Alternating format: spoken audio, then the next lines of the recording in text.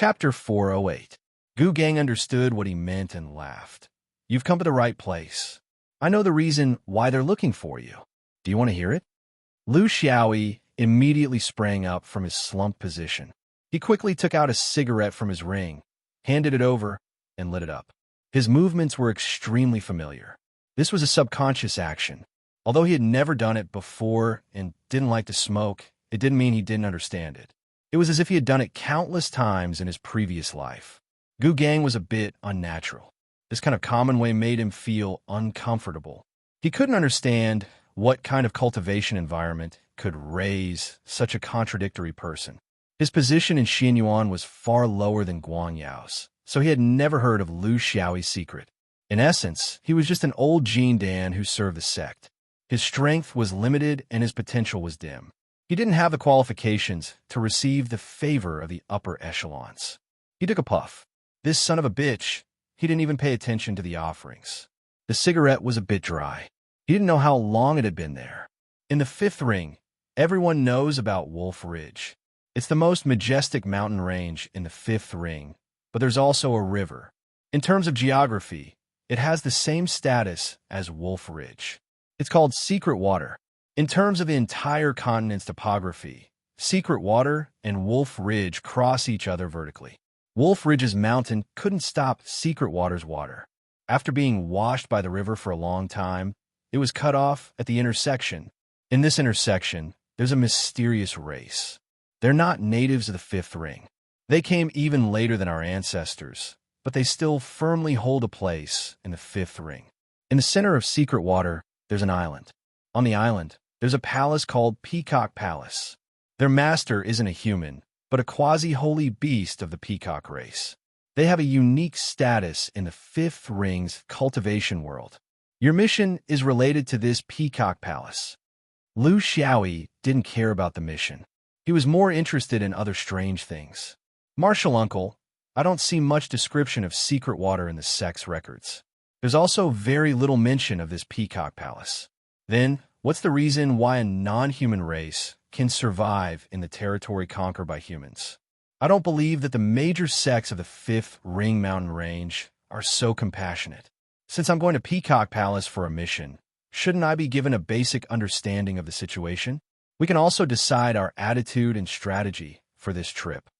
Gu Gang smiled. That's exactly what I wanted to tell you. The peacock race is the only race of beasts in the fifth ring that can live openly. They came from 10,000 years ago for unknown reasons.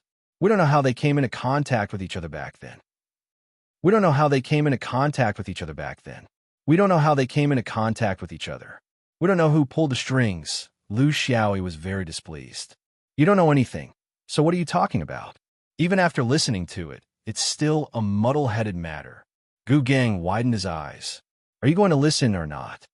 Lu Xiaoyi muttered. Just listen, it's better than not knowing anything. I hate strange missions the most. Ignoring his complaints, Gu Gang continued.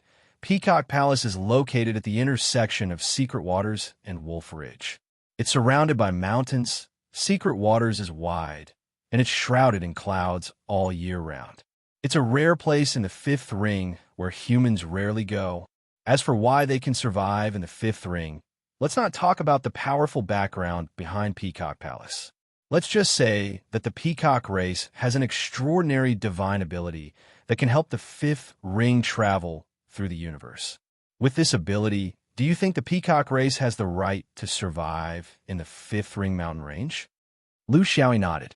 He had been in the fifth ring mountain range for 50 years, so he had a rough understanding of the uniqueness of this vast star field.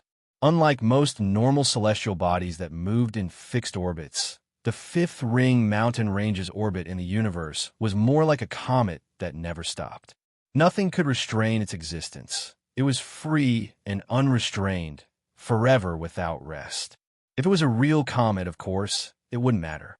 It would fly to wherever it hit, but this was obviously not the case for a celestial body inhabited by humans.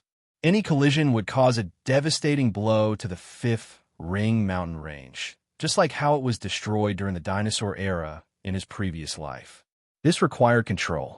Controlling the fifth ring mountain range's flight, speed, direction, and posture.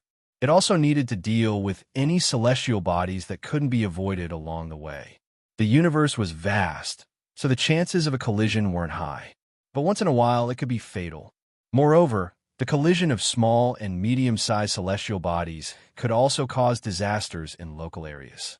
To the fifth ring mountain range, this was the foundation of the foundation. Controlling the fifth ring mountain range wasn't easy. Changing the trajectory for 100 years might only deviate by a tiny bit, so it required a mysterious power.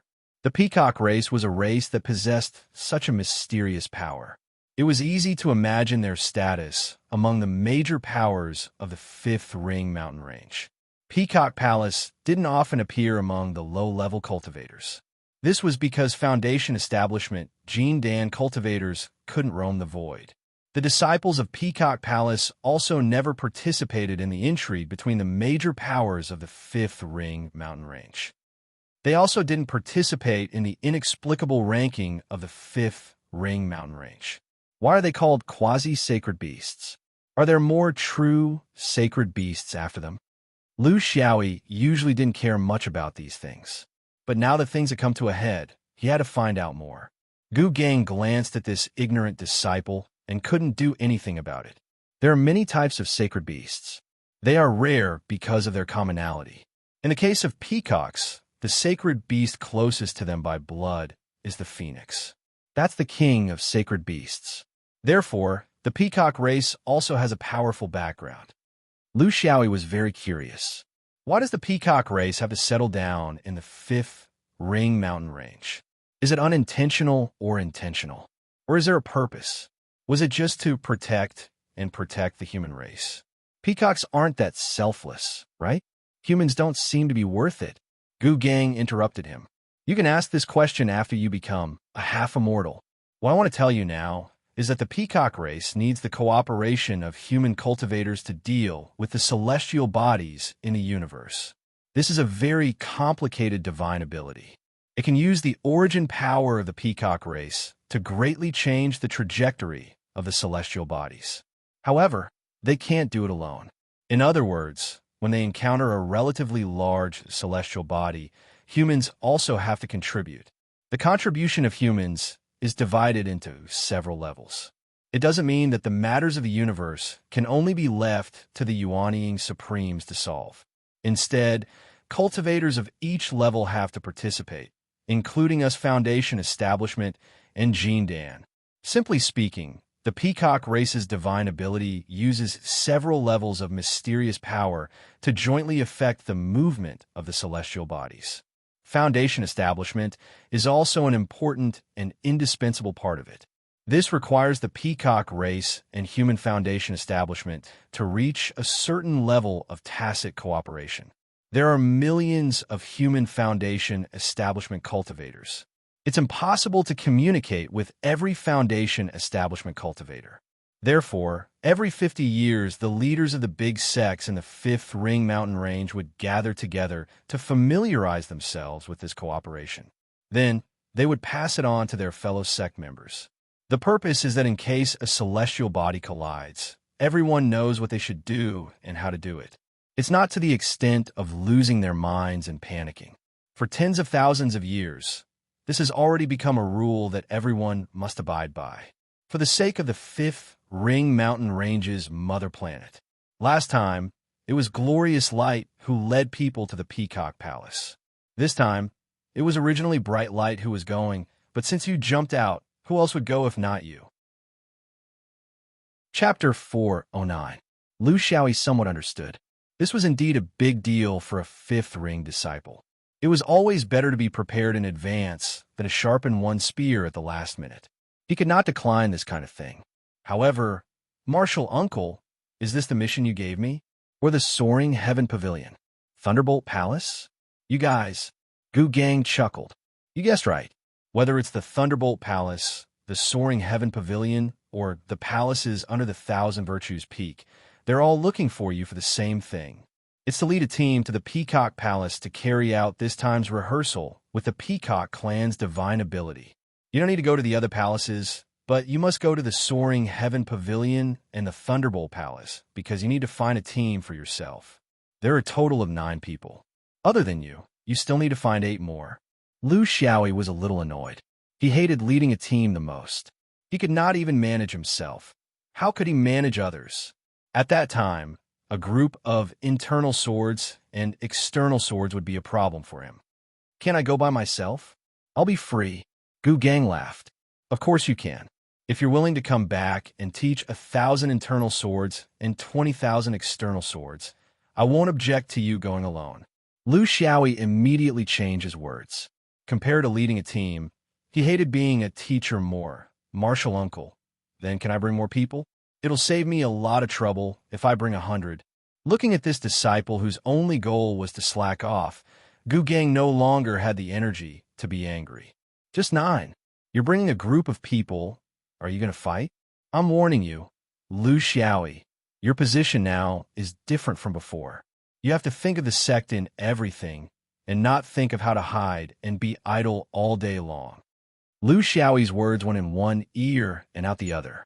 Martial uncle, you've been in the Dome Peak for a long time, so I think you're very familiar with this kind of activity. I just want to ask, since all the Fifth Ring Foundation establishment eldest senior brother will be leading the team, then will there be a fight? What are the rules? Or just kill them? Gu Gang let out a sigh. He was really restless, but since he had found him, he had to do his best. There may be disputes, but it's rare for them to take action. The Peacock Palace is located at the intersection of the 3 regions. It's a place where the 3 regions don't care. When you go there, the most important thing is to listen to the arrangements of the Peacock clan. Don't be a big sect and do whatever you want. Lu Xiaoyi sighed. He could be a coward if he went alone, but it would be different if he went with others. He couldn't lose face for Xianyuan. When the time came, all the elites of the large and medium forces in the 5th ring would be there. Who would be weak? Do you have any good suggestions? Gu Gang pointed out, apart from you, the ratio of inner and outer swords must be matched well. In the past, there should be about 3 or 4 inner swords among the 9 people.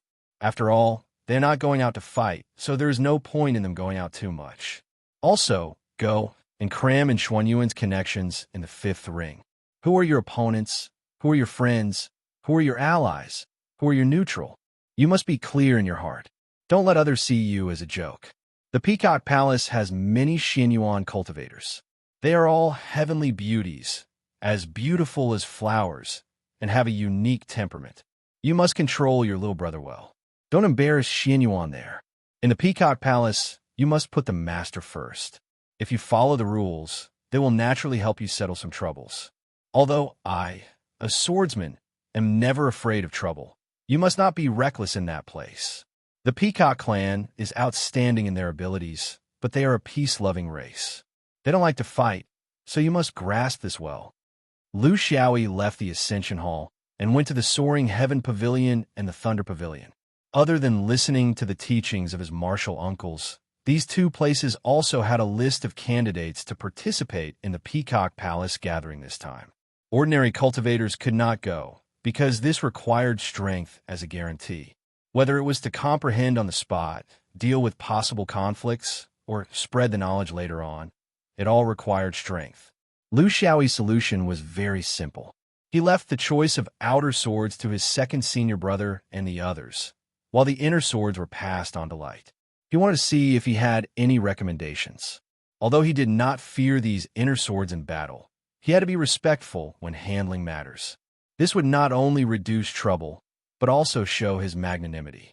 He did not have anyone to guide him. Oh, that's not right. He had to ask his 2 friends.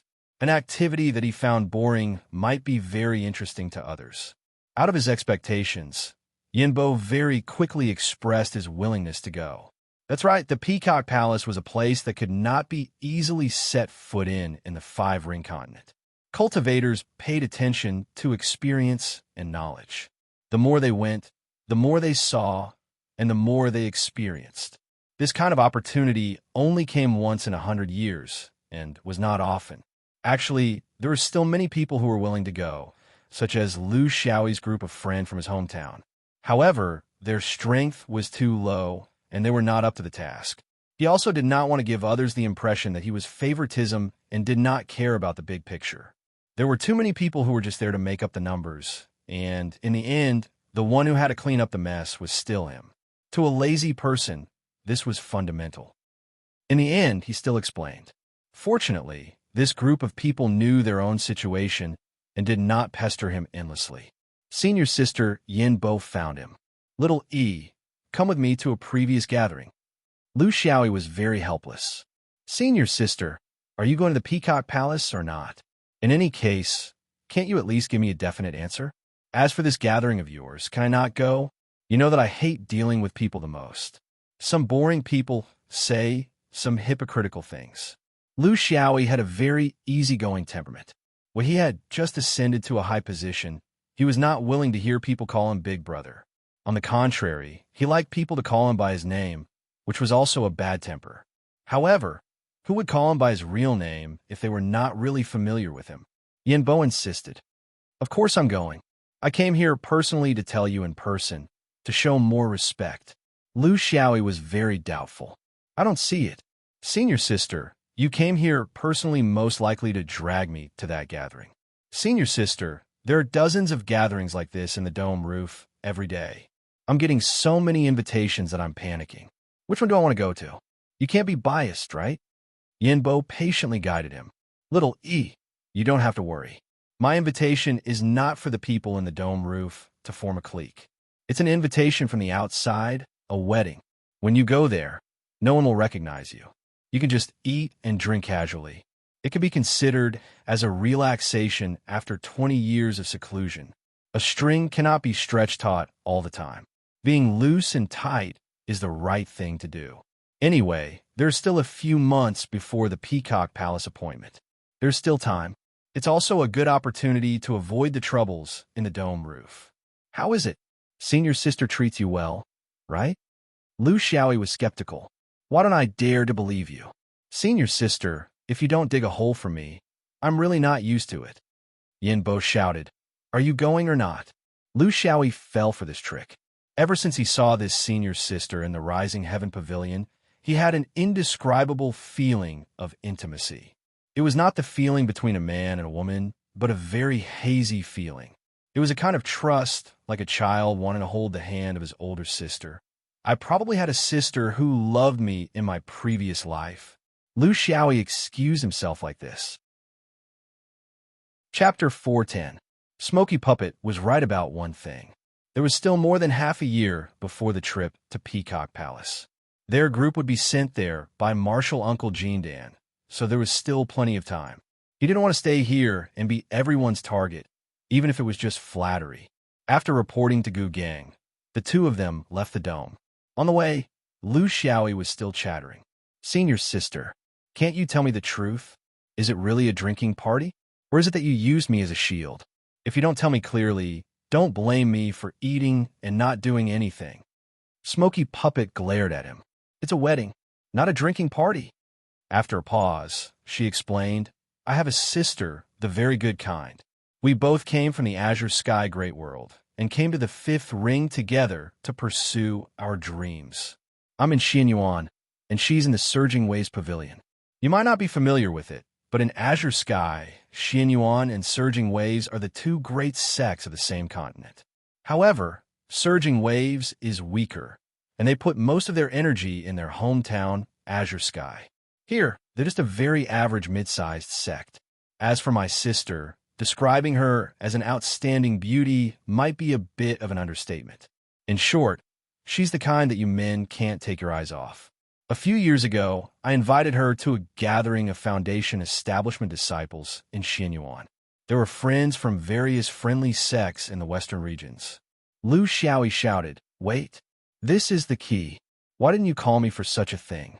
Keep the goodies within the family.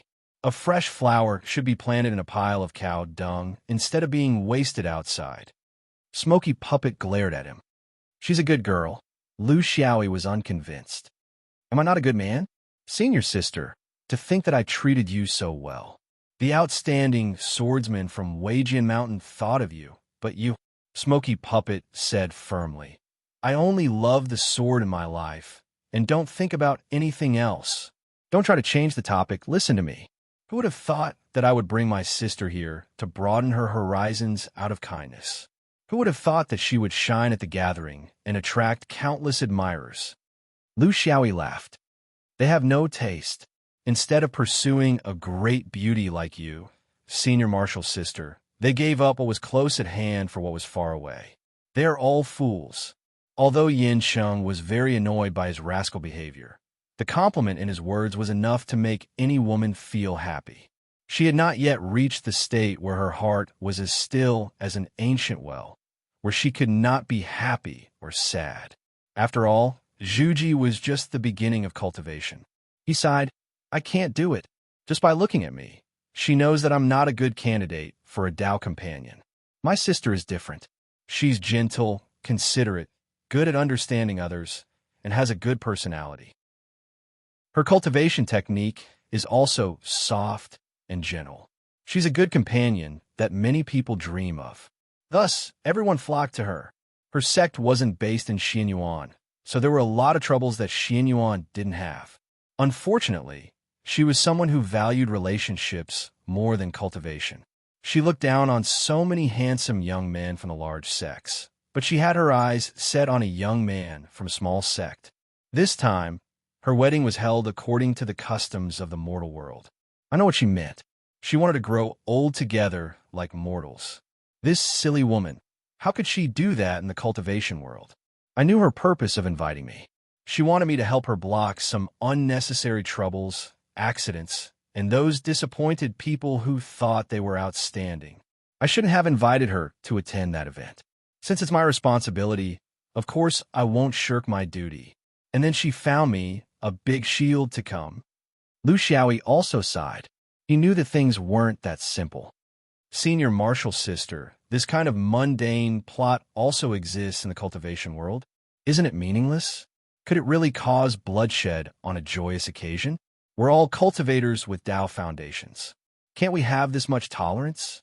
Are you guys worrying too much? Yin Shan smiled bitterly. Of course, most people won't do that, especially the swordsman from Xianyuan. If he did that, he would be punished by the commandment hall. But at that time, Xianyuan wasn't the only sect in the event. There were many other sects, big and small. It was inevitable that there were good and bad people among them. My sister is soft-hearted and not used to rejecting others, so there were some misunderstandings among them. In short, it's very complicated, so complicated that I can't fully explain it. If you can't explain it clearly, how dare you come here to be a protector? Lu Xiaoyi's senior marshal sister's low EQ was really outrageous. In this world, emotional changes were the most difficult to define. Lu Xiaoyi's philosophy was to stay out of other people's affairs if possible. But now he was forced to do so, so he was helpless. Her sister's personality complemented hers. From the perspective of a friend, it was easy to understand. But from the perspective of a man, it was different. Being tender like water could also be a trap. Not being able to bear to refuse, or having a foot in two boats. This was Lu Xiaoyi's view. So he liked to get along with his senior marshal sister. It was simple and direct. They were friends. Occasionally, they could say a few flirtatious words to each other. It was not to the extent that they would misunderstand each other. They could get along well with each other. By the same principle, he and Han Yan were straightforward. Life was short, and they should enjoy it while they could. How could they have the time to talk about love and be picky? This was fate. If they didn't understand it, they would never understand it. In fact, this was their attitude towards cultivation. If they wanted something, they would boldly pursue it. So, although he had never met his senior marshal sister's best friend, he was disgusted by her from a few words. She was not as good as the scheming Qin Erong or the narcissistic Gong Xiaodai. At least, they were eccentric and had a purpose. Yin Chong comforted him. After all, one of her purposes was to let him come out to relax. The Surging Waves Pavilion was in the western regions, within Xuanyuan's sphere of influence. It was not too far away. With this guy's current strength, no one could do anything to him. A trip that could be easy, but could also be difficult. How difficult could it be? Don't worry. My sister is getting married. There are many people who feel uncomfortable in their hearts, but there are very few who will really put their discomfort into action. Among these few people, there are only a few who will embarrass the groom at the scene. There's also a very small possibility that they will really make a move.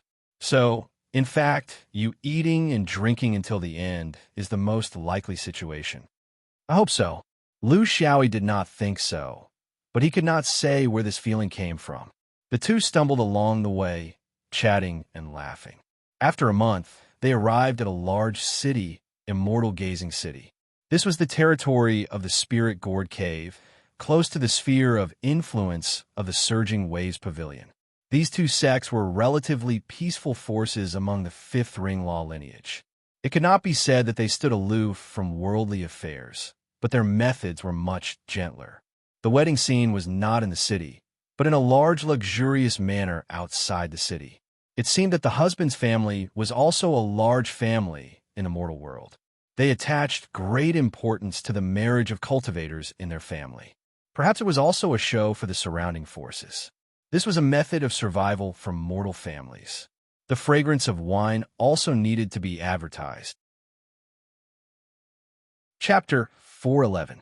Yin Sheng lowered her body and was about to descend, but Lu Xiaoyi reached out to stop her. Senior sister, does your best friend know that we are friends? Well, let's put it this way, does he know who I am? Yin Sheng said disdainfully. Am I such a shallow person? Not to mention the people outside the sect. Even in the dome, I have never taken the initiative to mention you in front of others. You are not Yin Sheng. In this wedding, unless you take the initiative to reveal yourself, I will not introduce you. Are you satisfied? Lu Xiaoyi gave her a thumbs up. Senior sister is so powerful. Yin Sheng continued to descend, and Lu Xiaoyi chased after her and shouted, Senior sister, you have to tell me the name of the bride, right? Are we going to go empty-handed? We have to bring a box of snacks, right? Do you want to give her a red packet? How much? Yin Sheng snorted. We have been away for a month, and you only ask a few words before we get married. The bride's name is Shui Ilan. You don't need to go up and get familiar with her. She is now someone's wife. I have already prepared a gift, so you don't need to worry about it. Don't make Xinyuan lose face. I will give you a red packet in your name. I am afraid that if you seal it yourself, it will be shameful to take it out. Lu Xiaoyi beamed with joy behind her. You are so different from senior sister. You are so generous. As they descended, Yin Sheng said with hatred, You are not a good person. You are the same as Yin Bo. You only know how to ask the bride's name, but you don't want to know the groom's name. This was a wedding venue where cultivators and mortals mixed together. There were more than 1,000 people, and it was noisy as people came and went. Fortunately, the men knew to separate the mortals and cultivators and arrange them in different places. Of course, the cultivators would be arranged in the most honorable place. This was the value guide of the cultivation world. Generally speaking, there was still order. Not to mention the cultivators, who valued their own status. It was impossible for them to engage in such vulgar acts of marriage. Even the mortals were also well-known figures in the immortal city. How could they be vulgar? Yin Sheng went to the inner residence to see her best friend, leaving Lu Xiaoyi to sit alone in the shed hall to drink tea. He secretly observed and found that among the 200 or so cultivators, more than half of them were cultivators who ate qi. Listening to their whispers, most of them were the younger generation of the man's family, as well as the children of the big families in the immortal-looking city. Taking this opportunity to come here, maybe he could meet the favor of some upper-level cultivator. At the very least, it was good to gain some knowledge. There were also quite a number of foundation establishment cultivators. Most of them were from the same sect. There were also some foundation establishment itinerant cultivators and visitors from Wang, Immortal City. He didn't know much about the Five-Ring Foundation Establishment Circle, so he didn't have much of an impression of them. Relatively speaking, a swordsman like him was very eye-catching among the guests, because the sword case was abruptly carried on his back. For Lu Xiaoyi, the biggest disadvantage of the sword case was that he couldn't slump on the chair, so it was a little stiff. The good news was that except for him and Yin Sheng, no other swordsman came. Even those who secretly admired Shui Ilan in the grand ceremony had a sense of pride. If you didn't choose me, then it must be your loss. What else could they say? They wouldn't come to congratulate him to prove their generosity, nor would they directly target him. They were more willing to leave everything to time. Lu Xiaoyi leisurely looked at the orderly process of the ceremony not far away. In fact, he liked it. It was very popular. It was different from cultivating alone. It was also a life. This kind of change in the state of mind would run through a cultivator's life. Who could tell what was a real Tao? It was probably a reasonable balance. Lu Xiaoyi was enjoying life here. Not far from him, a few cultivators were talking about him. They suppressed their divine senses to a very small range. Obviously, they had some misgivings. Swordsmen are all meddlesome. Will there be any trouble? A cultivator said worriedly. There are 2 swordsmen and a Kuan cultivator who entered the inner residence. Another cultivator reminded him. They looked at the spell cultivator, who was the leader. He didn't look worried at all. Instead, he was relaxed.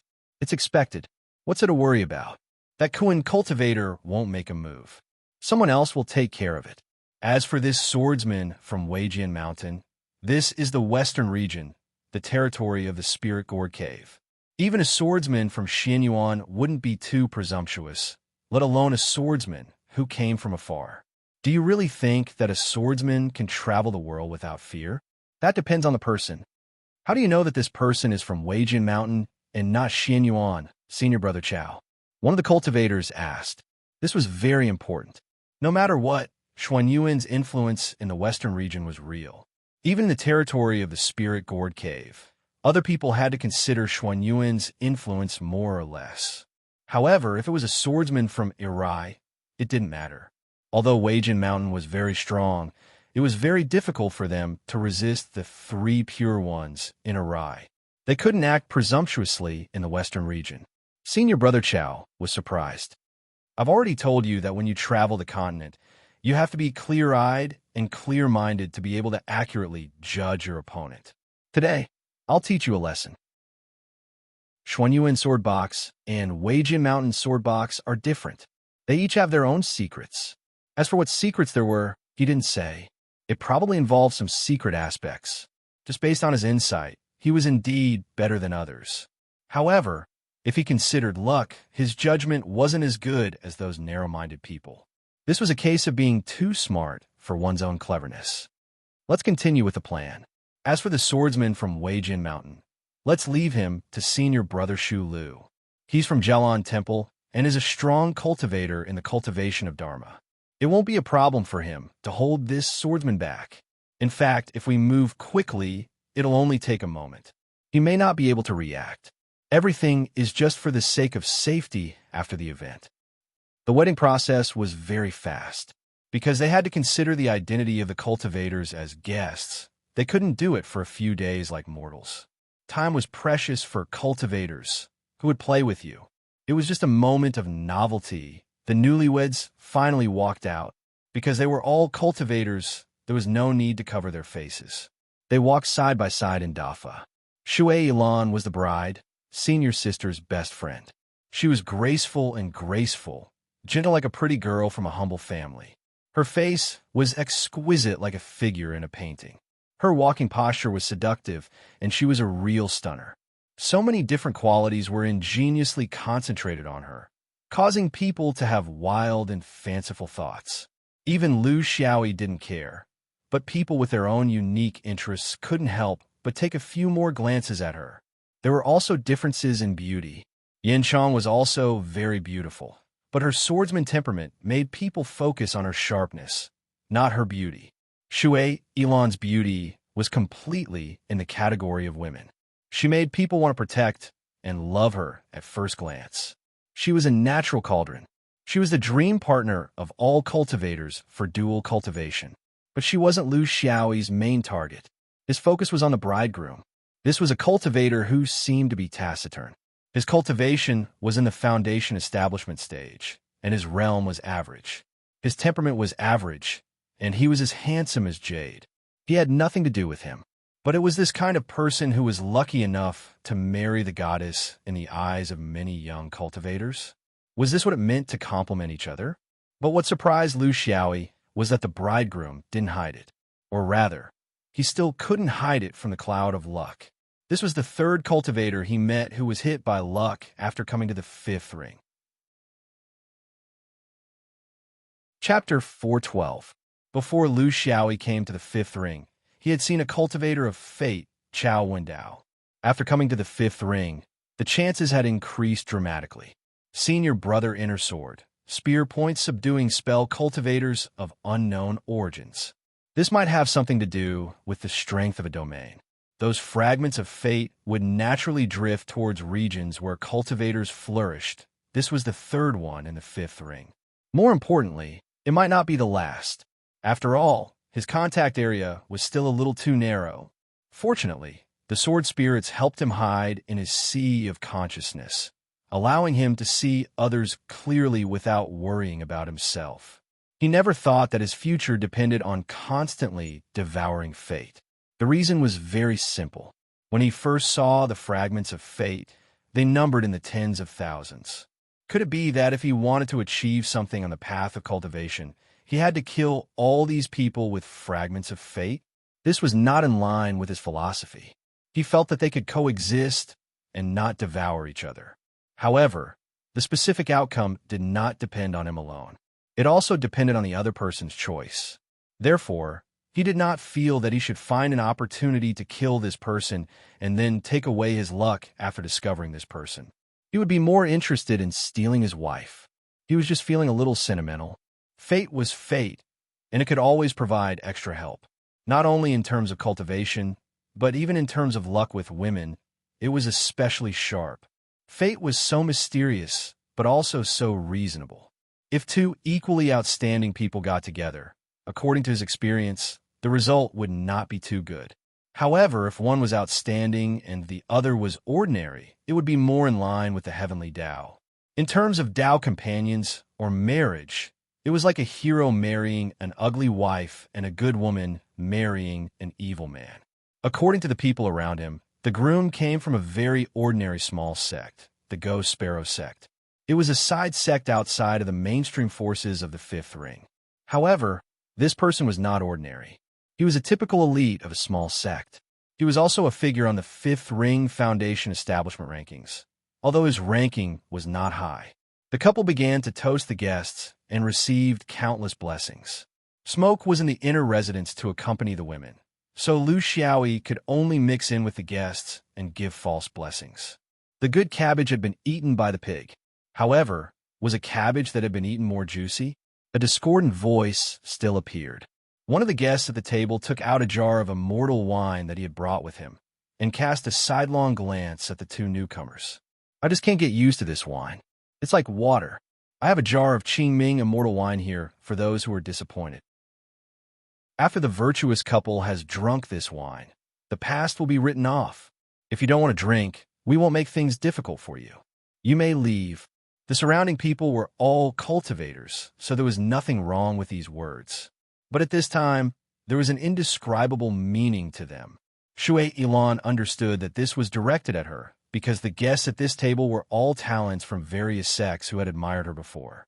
You could offend one of them, but not all of them. The meaning of this group of people was obvious. After drinking, the past would become a thing of the past.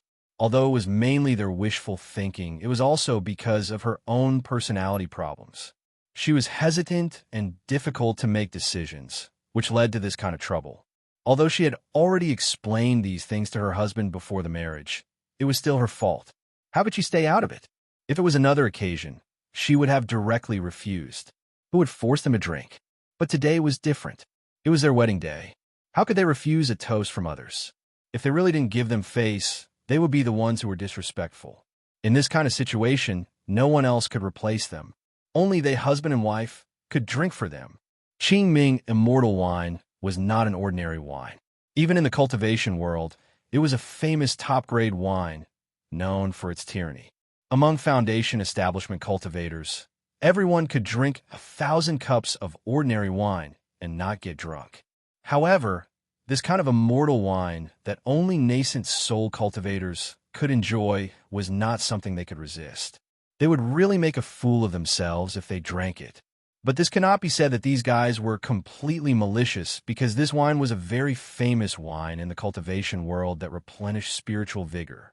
This jar was very precious, so you could not clearly say that they had ulterior motives.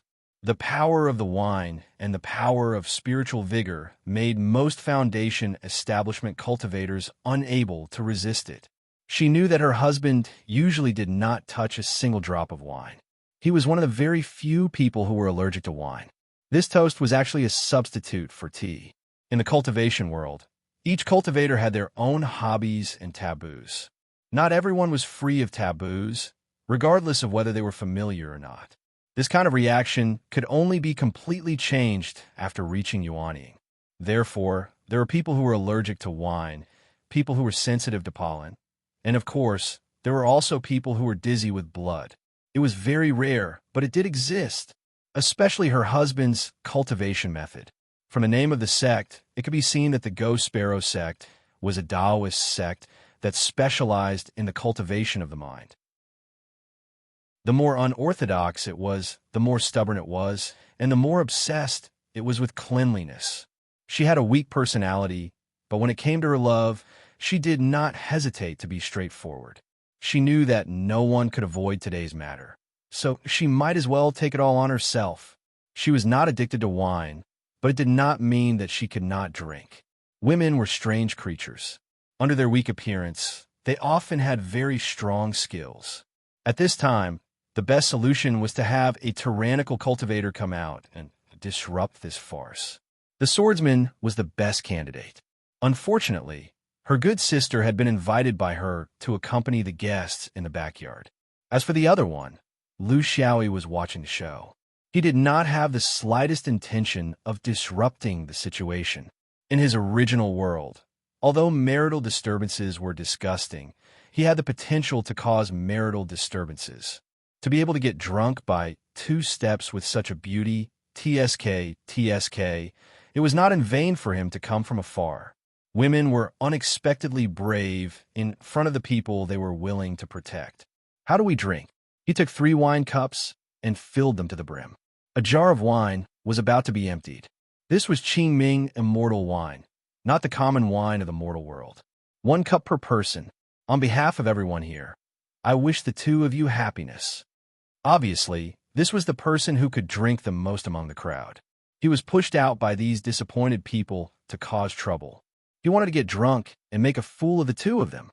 Shui Ilan looked weak, but she was very determined. She took the first cup and drank it in 1 gulp. Her husband wanted to refuse. He had never touched a drop of wine in his life. How could he be willing to break his vow in this kind of battle? However, he was always dull and clumsy with words. He did not expect his wife to drink a cup first. No matter how sex-obsessed he was, how could he back down in front of his woman? He did not care. He took the wine cup and was about to pour it into his mouth. However, he was stopped by a soft hand. Although Shui Ilan's starry eyes were slightly blurry, she was still sober. Her gaze was firm and unquestionable. The groom looked at his wife and looked at the wine cup that had been snatched away. He was moved. Although they hadn't known each other for long, they knew each other very well. He knew that although his Taoist companion was a weak woman, her capacity for alcohol was extremely shocking. Coincidentally, he was at a critical moment in his cultivation. It was not good for him to drink and disturb the sparrow spirits. Therefore, he could only half refuse and half accept. He was thinking about how he could double his care in the future to repay his Taoist companion's love. Chapter 413. P.S. For the sake of Teacher's Day, respect for teachers, start with me. Although the writer is not a teacher, at least she is a substitute teacher in her spare time. Right? No benefits, no insurance. What a bitter life. Shui Ilan's actions were quick.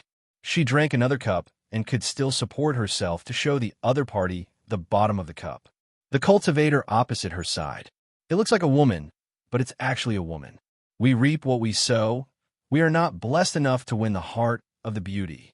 He frowned and drank it like poison. He was very clear that even if he could hold his liquor well, he would not be sober for a few hours. Fortunately, he was surrounded by friends. A jar of Qingming fairy wine makes two people drunk. Lu Xiaoyi didn't see the beauty get drunk and was carried away by the groom. Instead, he saw the provocative cultivator who was drunk and was carried away by his friends. A good wedding banquet was ruined by them. Seeing that most of the cultivators sitting here were unhappy, he didn't have the face to continue to stay, so he left without saying goodbye. Lu Xiaoyi waited for the feast with a clear conscience. Since he gave the red packet, he had to take it back. This was his deep-rooted belief. The problem was that the cigarette stub was still inside. Where could he go? After all, it was not a big deal. Wedding banquets in the mortal world were full of newlyweds who drank too much. It was also a kind of celebration, so the ceremony went on as usual. Delicacies were served one by one. Lu Xiaoyi slowly chewed and swallowed. His fighting strength was not bad. Not long after, a familiar fragrant wind approached and went straight for his head. He did not dodge and was twisted by his ear. Then came the voice of the cigarette stub. "You dead man. You only know how to eat, and eat. Why did I ask you to stay here? Such a big thing happened, and you did not react at all. You still have a nerve to eat here." Lu Xiaoyi did not care. He raised a crystal pig hand. "This is not bad. It's quite tasty. Senior sister, do you want one?" Seeing that the cigarette stub was angry and ignored him, he smiled and pulled her to sit. "Senior sister, you are confused because you care too much. This was not something that could be solved with a sword. It is better to solve it this way. There was no future trouble. It was just a hangover. The relationship between husband and wife would be deeper, and the troubles outside would no longer bother them. Was there a more perfect result than this?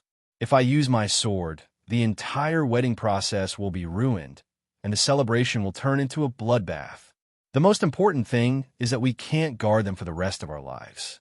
We're not their parents-in-law. The problem hasn't been solved yet. In the future, when we roam the pugilistic world, it will be a disaster when we meet them." Smokey snorted a few times. She was also short-tempered, but when she saw her sister drunk like that, her heart ached. In fact, how could she not understand what Lu Xiaoyi was saying? If she had been outside, even if she had weighed the pros and cons, she probably wouldn't have come forward. Lu Xiaoyi continued to eat and drink, while Yin Peng stopped after tasting a little. After a while, she frowned. "Xiao, what do you think of my best friend?" Lu Xiaoyi didn't even raise his head. "That's right. Just by looking at her face, she's a fairy. Just by looking at her body, she's a witch. Just by listening to her voice, she's a mature woman. Why are you asking? Are you trying to introduce her to me? Senior sister is really my sister. You know that I like this kind of..." Smokey stepped on his foot under the table. "Lu Xiaoyi, can you be more serious? I'm asking you something serious. Don't you feel that Shui Elon's behavior today is a little strange? She's not like her usual self." Lu Xiaoyi was speechless. "Senior sister, this is the first time I've seen her. How would I know how she's usually like? Strange? Maybe all women are strange. Knowing that she's getting married, she's always a little strange. Senior sister, I feel that you're even stranger than Shui Elon." Unable to communicate, Smokey was so angry that she wanted to ignore him. When she came to attend the wedding this time, she felt that there was something wrong with her best friend. But it was a vague feeling. There were a lot of strange things, but she just couldn't put her finger on it. First of all, it was strange that she was so eager to find a Dao companion. Thinking back to when the two of them came here from Qing Kong, they both had the ambition to dedicate their lives to cultivation. Why did they change in these few years? This Dao companion of hers was also puzzling her. He was neither outstanding enough nor ordinary enough. If she found someone like Lu Xiaoyi, who was powerful and had endless potential, she wouldn't be surprised. If she found someone ordinary and everything went according to her wishes, it would also be normal. But now, he was neither up nor down. If he had a future, it seemed very bleak. If he was just like everyone else, he could still be a tail on the ranking list of foundation establishment. What was he after? His family background was ordinary. His strength was ordinary. His sect was ordinary. His potential was ordinary. His speech and behavior were ordinary. He was so ordinary that he wouldn't even have a sense of existence in a crowd. The wedding date was also very strange. It was a little too rushed. 4 foundation establishment cultivators. They had a long time to get to know each other. Why was there a need to rush it like a marriage in the mortal world? Asking her to accompany her in-laws was very strange. Impulsive drinking was also very strange. Everything was strange, but this guy in front of her was like a blind man. Well, for someone who played with swords all day, it was difficult for him to figure out a woman's thoughts. He was just a hired thug. She had to do the rest herself. The banquet finally ended. Except for the close relatives, everyone left. Among mortals, there was a need to arrange food and lodging, but for cultivators, there was no need at all. No one was willing to stay here for too long.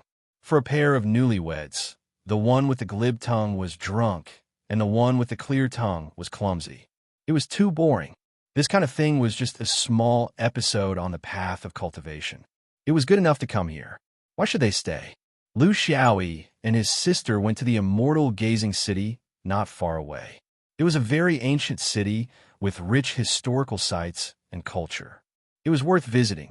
However, in less than 2 hours, Lu Xiaoyi found that his senior sister was absent-minded. So he asked with concern, "Senior sister, are you marrying a friend you like? Are you also anxious?" "No problem. I have countless young heroes here. Tell me if you want someone beautiful or ugly, tall or short, fat or skinny, black or white. As long as you name your conditions, I guarantee that I will find someone for you. They will be much better than your sister's husband. At least, I won't let you drink on his behalf." Yin Sheng ignored his teasing. "Xiaoyi, I'm still a little worried. I want to go back and see if she's awake. Will there be any other problems? I just feel that everything is strange. If I don't see her awake, I won't be at ease." Lu Xiaoyi could understand. This was not an ordinary friend, but a friend of more than 100 years. They had known each other since the Azure Sky Great World. It was normal for her to be worried that her friend would be taken advantage of, but there was no need for that. Besides, it was a wedding night. Who could say for sure who would be taken advantage of and who would be taken advantage of? A neutral and friendly sphere of influence, a joyous wedding, an ordinary small cultivation sect, a group of cultivators with the highest realm of foundation establishment. Even opponents like the Supreme 3 Pure Ones were far away. Such a place was like his own backyard to a Xianyuan swordsman. In that case, I'll go back with senior sister. You should have said so earlier. It would have saved us the trouble of walking back and forth. But let's make it clear first, you have to treat us to supper. Yin Chung glanced at him. I'll go by myself. Do you think it's nice for a man to touch a newlywed like you? I'll go back alone to take a look. I'll come back tomorrow morning. It'll give you some time to stroll around the brothels here. Am I bothering you by standing here?" Yin Chung turned and left. Lu Xiaoyi was still pretending to be innocent. "What do you mean? Why can't I understand? Say, it's not nice for a man like me to touch a newlywed like you, but it's nice for a woman like you to do it? How ridiculous." Chapter 414. Smokey returned to the manor under the cover of the night. Anyhow, it was a small cultivation family. In such a situation, it was better to set up a magic array around the manor, just in case. This was the specialty of normal cultivation sects, and it had a certain restraint on cultivators of foundation establishment. But it did not matter to Smokey. She had already gotten the key from Shui Elan during the day, and the magic array could not stop her. She walked around the manor, neither deliberately hiding her whereabouts nor showing off. She came to check on her friend's body, not to be a thief. No one doubted her appearance. Cultivators were immortals in the eyes of mortals, and she was also a good friend of the master. No one thought that there was anything wrong with her appearance. The servants in the manor behaved normally, and so did the relatives and friends. Everyone was preparing for the ceremony tomorrow, and there was a sense of relaxation in the busy atmosphere. This made Smokey feel relieved. She asked a few more people, and they all said that the female master had not completely sobered up from the hangover, but she could eat some porridge, and the male master was helping her to sober up. It was an inexplicable worry. Smokey blamed herself. She was already a cultivator of foundation establishment, not child. Why was she so nervous? A cultivator's intuition sometimes came and went quickly. It was not always accurate, and many times it was inexplicable. It was really a wasted trip. It was better to send a letter the next day. Yin Shin thought, Lu Xiaoyi, this guy was really lucky. Could it be that he was really looking for pleasure in the immortal city? Should he make a surprise attack and drag him out of the land of warmth and tenderness? She wandered around the manor for some time, and it was very boring. It was almost 1 o'clock in the morning. If she continued to wander around, the sky would be bright. She was waiting for Shui Ilan to wake up and say a few words to her before leaving, or directly return to the immortal city. She was confused, and finally decided that since she was already here, she should take a look at her friend and show her sincerity. There was another magic array in the bridal chamber, which was set up separately. This was the hobby of cultivators of Dharma. Wherever they went, they would set up magic arrays. This way, they would feel more secure. Anyway, it was not difficult for them.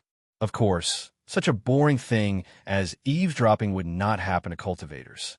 However, Yin Chung thought that since Shui Ilan was still hungover, there was no possibility of them having sex. Therefore, it would not be awkward if he peeked at her secretly. She was still too careless. She didn't know that in Taoist cultivation, dual cultivation was actually a very effective treatment, whether it was internal injuries or hangovers. She used some methods to break the restriction outside her good friend's new room. They were very familiar with each other, so familiar that they knew some of the secrets of each other's martial arts. She quietly approached the new room and stopped a few dozen feet away. In the end, he couldn't be like the people of Jianghu, lying on the window and licking the broken window paper to peek inside. He also couldn't use his divine sense to sweep over the two people and startle them. He could only stand here and listen for any movements. She realized that she was very stupid, because at this moment, she might not be able to hear anything. However, her luck was not bad. The two people in the room were obviously not resting. Intermittent sounds came out, making her, who kept her chastity as jade, blush. Husband, be gentle. The power of the immortal wine in your meridians is still there. Your sparrow spirit won't be able to handle it. Sister Lon, you blocked the wine for me. If your husband is not willing to take this risk, how can he be worthy of your wholehearted help? I'll be slower, and I can always get rid of the wine. You can't get rid of too much at one time. Don't be greedy. I know, Sister Lon. With a wife like this, what more can a husband ask for? You're so beautiful. Yin Tsang had never been so embarrassed in her life. The husband and wife were using their martial arts to get rid of the wine, but she was here eavesdropping? The most infuriating thing was that if she went back to find that guy, she might have to go through a similar situation again. She quietly retreated, but many strange sounds involuntarily drilled into her ears. She had no choice but to listen until, Sister Lon, I'm a little dizzy. Let me out quickly. I'm stuck. Brother Dong, what should we do? Sister Lon, why did you give me magical power? Brother Dong, your wine has invaded the sparrow spirit. You need to temporarily disperse your martial arts. Sister Lon, the sparrow spirit can't completely lose its magical power. It will lose its ability. You have to leave some for me to slowly recover. Brother Dong, instead of trouble in the future, it's better to get rid of it now. Sister Lon, you're not cutting off the wine. You're cutting off my life. Brother Dong, please bear with it. The more Yin Song listened outside, the more shocked she was. Something obviously went wrong, but she could imagine the current situation in the room. How could she just barge in without caring about anything? Everyone would be embarrassed. And if everyone was safe in the end, how could she face her friends? Two people would turn into a threesome? She was still inexperienced in this aspect. If it were Lu Xiaoyi, he would have already cut out his sword. No matter what happened, he would first solve the possible danger, and, at the same time, feast his eyes on it.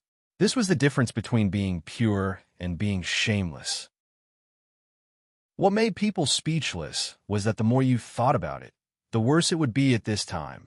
Yin Song still didn't know what she heard meant. There was something unusual, but it was unclear, which made her in a dilemma. She couldn't leave, but she couldn't stay either. Her embarrassment had delayed the most important opportunity to intervene. Then, she made the choice she thought was the most appropriate at this moment and asked, Ilan, what's going on? Her question was not a help, but a death curse. The sound in the room suddenly became more intense, accompanied by the voices of two people. Xian Yuan, save me. This was the voice of the groom, Brother Dong. Brother Dong, don't be ridiculous. This is a matter between husband and wife. Why involve outsiders? Shui Ilan was still gentle. Yin Song's figure flashed, and she rushed in. No matter how slow she was in this aspect, the groom's Xian Yuan, save me, had already explained too many things. This was no longer a matter between husband and wife. All her judgments were based on her friend Shui Ilan's words. But now it seemed that she was wrong. She rushed into the room, and the scene was chaotic, but she couldn't care less now, because the groom, Brother Dong, no longer had any signs of life in him.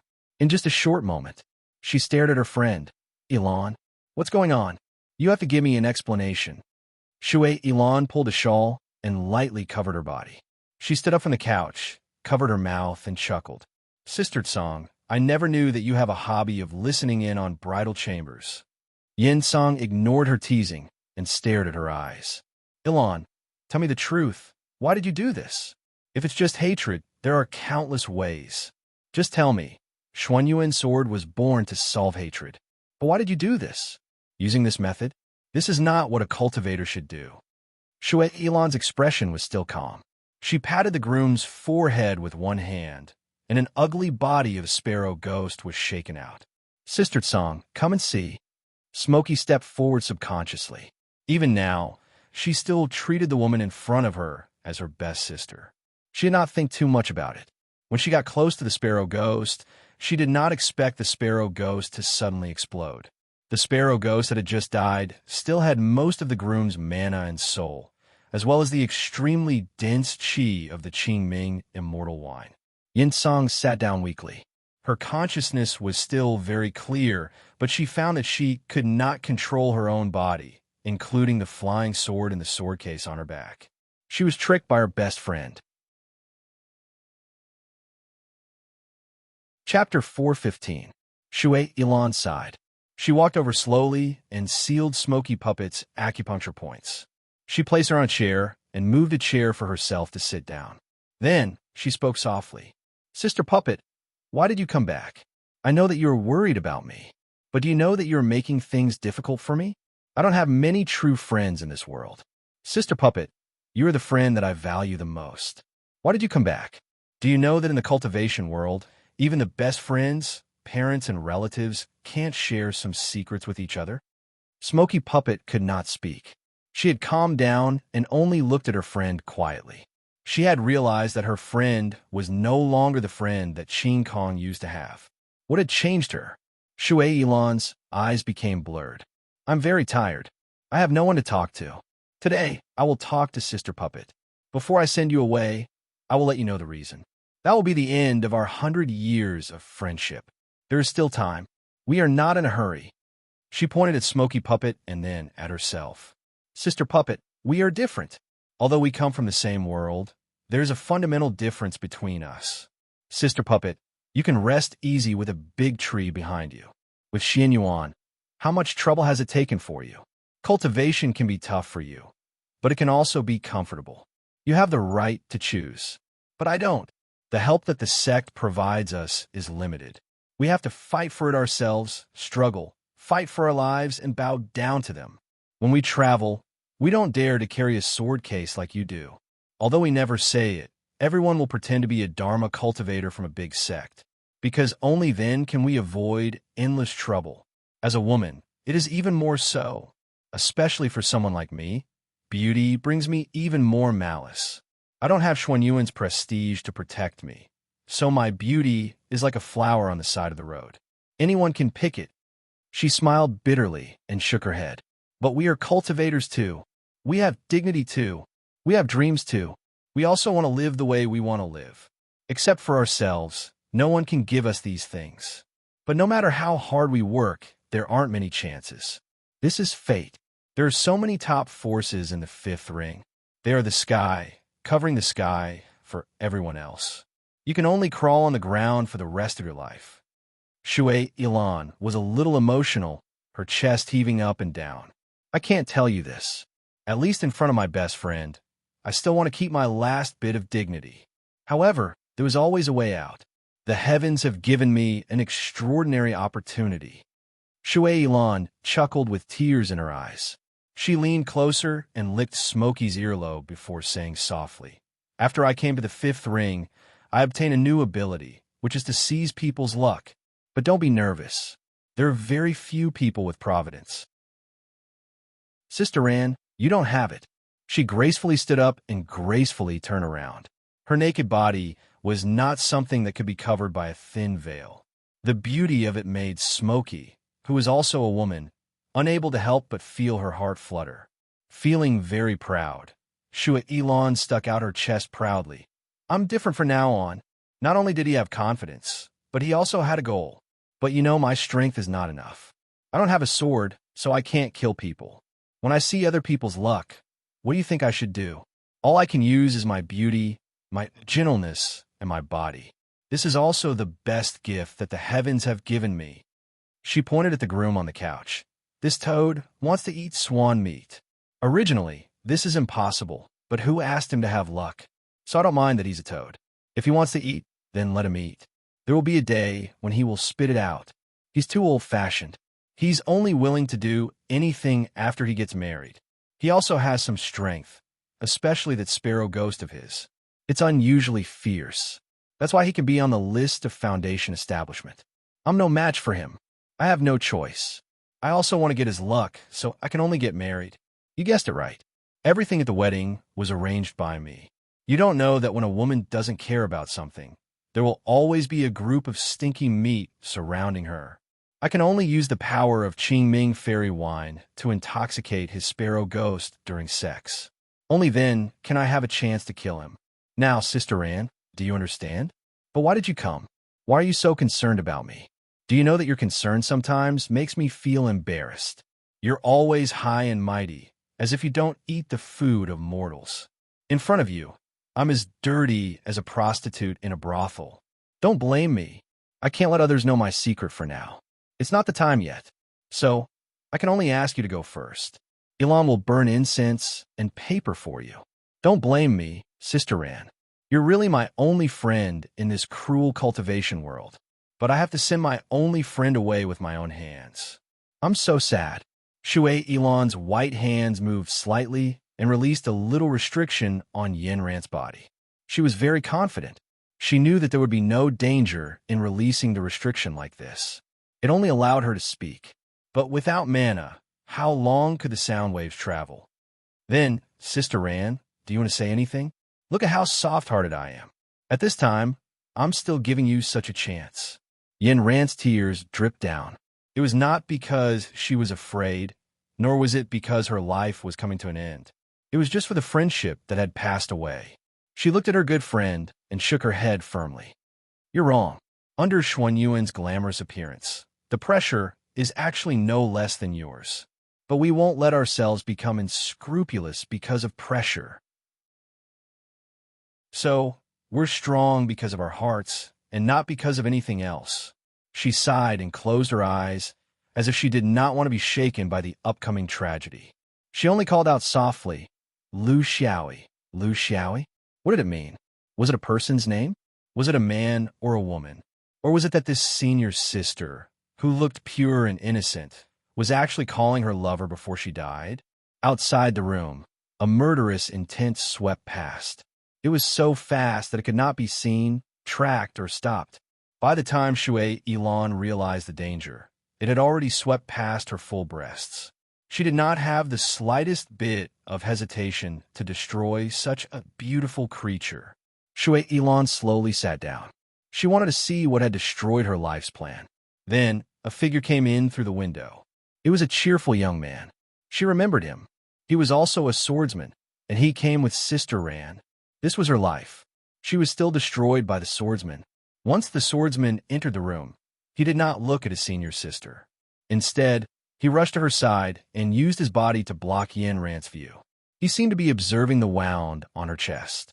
But in reality, before she died, Shui Ilan felt that her powerful fortune-chasing group was forced out and merged into another fortune-chasing group, The cheerful young man in front of her seemed to have turned into a demon in an instant. Her last thought was that she had been betrayed. Chapter 416. Lu Xiaoyi did not say much. He put Shui Elon's body into his storage bag, turned around, and carried Senior Sister on his shoulder. He turned around and left. On the way, Smokey punched him anxiously. Lu Xiaoyi, why did you take the body away? Although she was heartless, she has already died. Just leave her for her sect to bury. Lu Xiaoyi smiled and said, and then let them discover that there's a big hole in their chests. Smokey said, an honest person does not do underhanded things. She was heartless first. Lu Xiaoyi disagreed. An honest person also has to do underhanded things. Because if an honest person spreads the news, there will be countless rumors and slanders. Don't talk about those unintentional rumors. Xian Yuan has countless enemies in the Fifth Ring Road. They deliberately slandered her and made trouble out of nothing. Not to mention you left the words in their hands. Smokey said, can you prove? Lu Xiaoyi said, I can't prove anything, because we are all Xuan Yuan's disciples. Smokey said, then why didn't you take the groom's body with you? And the bloodstains on the ground, they can easily find out that this is Elon's blood. Lu Xiaoyi said, that's called good. They can also easily find out that the groom died in the hands of your friend. Before the groom died, he fought back and injured your friend. Then, your friend knew that she was not allowed to live anymore and fled with her injuries. At the scene of a crime, one dies and one escapes. That's a classic. Who would think that there was a silly Xian Yuan sister wandering around the manor at night?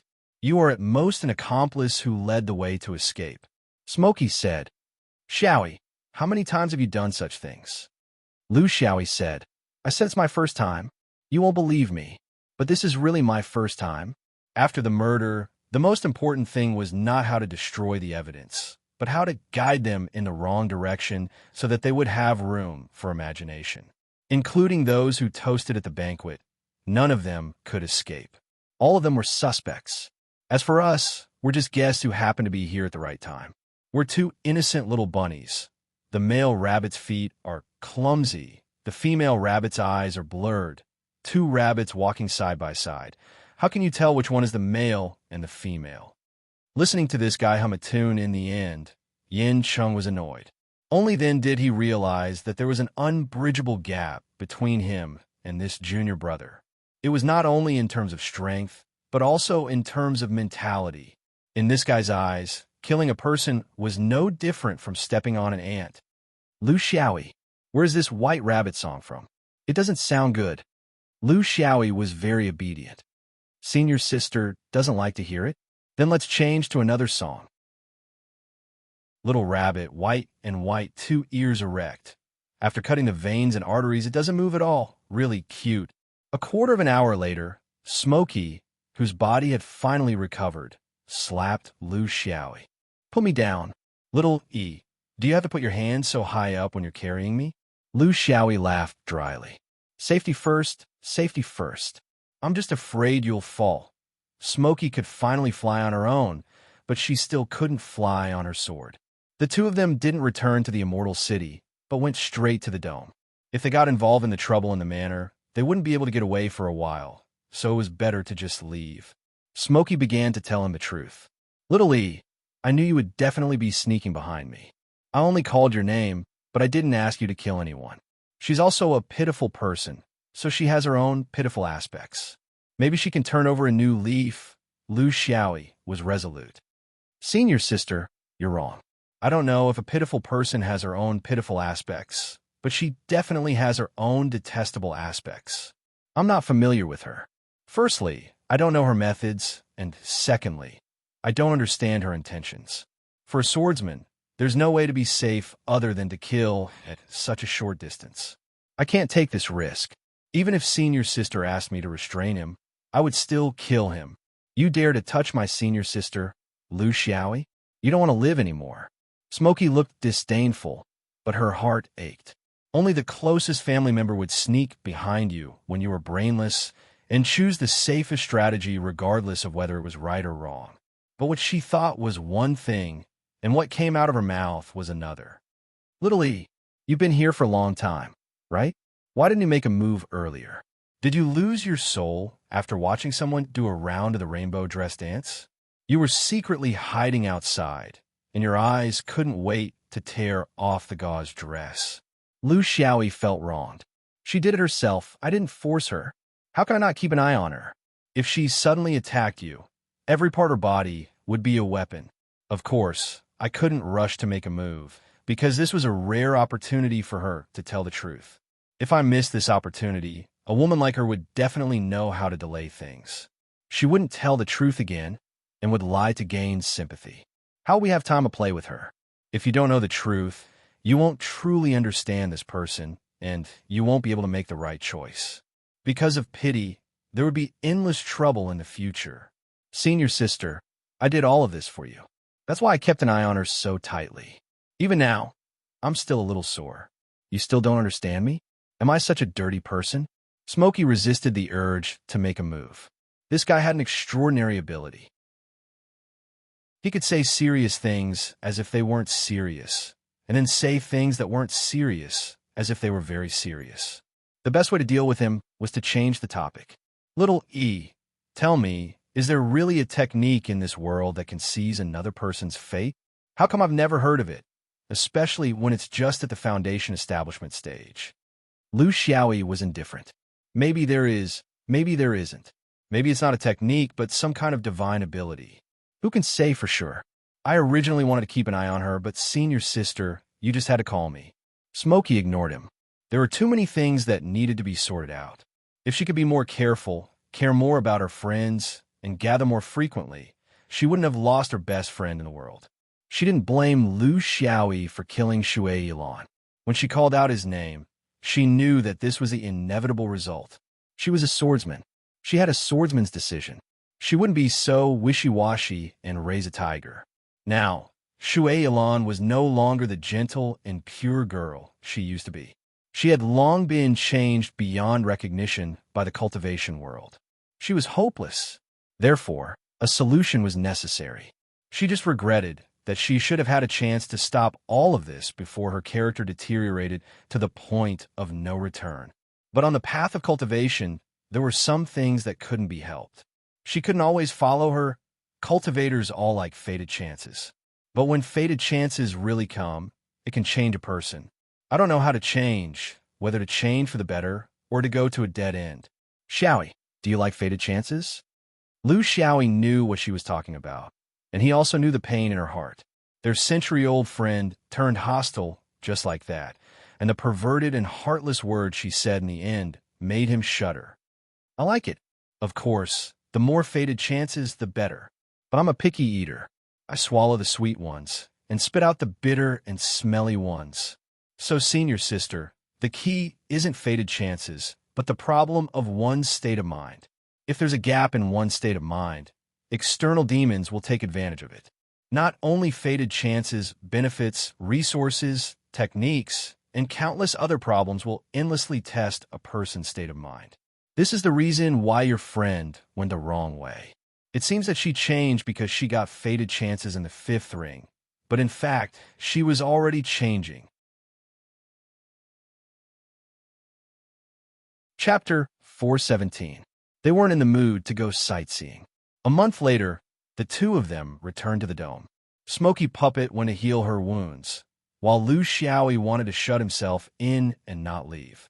However, just because he didn't want to leave didn't mean he didn't have to do what he needed to do. The list of names for the Peacock Palace gathering had already been sent to him. There were 3 inner swords, including Radiant Smoky, 6 outer swords, second senior brother, third senior brother, and senior sister Smoky Puppet. The weakest among them were his 2 friends. Smoky was still okay since he had entered the rankings, but Smoky Puppet couldn't. However, she was a great beauty, so she seemed to have her own advantages. Every great senior brother would arrange for personal matters at certain occasions, but Lu Xiaoyi only arranged for 2 of them. This wasn't excessive, this was his right. He had even more obligations. For example, the reason why Xian Yuan had set up the position of great senior brother was because he didn't want to use official channels to quietly eliminate the increasingly frequent factional problems in the Outer Swords. Factional problems were a plague in Xinyuan. In fact, it was the same in any sect. The Sword Vein, Law Vein, and Body Vein. In the Dome, the Inner Swords also had this problem, but because they had fewer people, they were more united, so it wasn't obvious. However, there were all kinds of people in the Outer Swords who had over 20,000 Foundation establishment cultivators. They could stir up trouble for no reason, not to mention such a big factional difference. Regional corruption existed everywhere. For this reason, he had an in-depth discussion with a few other Outer Swords who were ranked at the top. Everyone has their own strengths and hobbies. No one can be omnipotent, especially me. I won't deny that I have an advantage in battle, but that doesn't mean I'm equally outstanding in other areas. For example, handling matters, coordination, prudence, meticulousness, selflessness, willingness to contribute, and so on. There are some shortcomings that I can't get rid of for the time being. My seniority is low, my age is young, and my connections are limited. If you force me to take charge of everything, it might cause chaos. Everyone here has been in their current positions for many years and has done very well. I don't see anything that needs to change. As long as you don't want to change, I'll do my part. For example, I'll be there to support you and fight for your rights and interests. However, I'll leave the more specific matters to the original people. What do you think? The few people seated here all had the intention to show off their skills in management. There were 20 people on the external sword ranking, but most of them were not among them. Since they were among them, it meant that they had the intention to do so. Lu Xiaoyi did not want to steal their hobby. Of course, the most important thing was that he wanted to be lazy. Human nature was very complicated, and it was even more complicated when it came to cultivators. Lu Xiaoyi had been watching for so many years, but he was only barely able to understand a little. Regarding the three major sects from different regions, the External Plunder, the Five Rings, and the Blue Sky sect, the conflict between them were more obvious among the lower-level cultivators. For example, it was most obvious among the Foundation establishment cultivators, but it was much better when it came to Jin Dan. It was likely that perfected Yuanying would not even consider this problem, let alone perfected cultivators. Even among the Foundation establishment cultivators, not everyone would participate in this kind of conflict between sections. For example, those who had hopes of reaching the upper realm and had some success in their studies were like the few people here.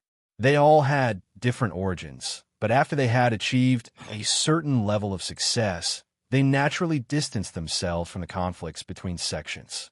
There was no other reason. They were not fools. No matter how strong you were in a sect, could you create an independent structure? Therefore, most of the conflicts were between the lower-level cultivators, who fought for benefits, missions, resources, and other personal things, and not for ideals. Lu Xiaoyi quickly passed this stage, so the time he stayed at the lower level of the External Sword sect was very short. It was so short that before he even started to interact, he was already on the list. Now, he did not need to worry about resources. Back then, Ling Ruofeng had dragged him into this circle.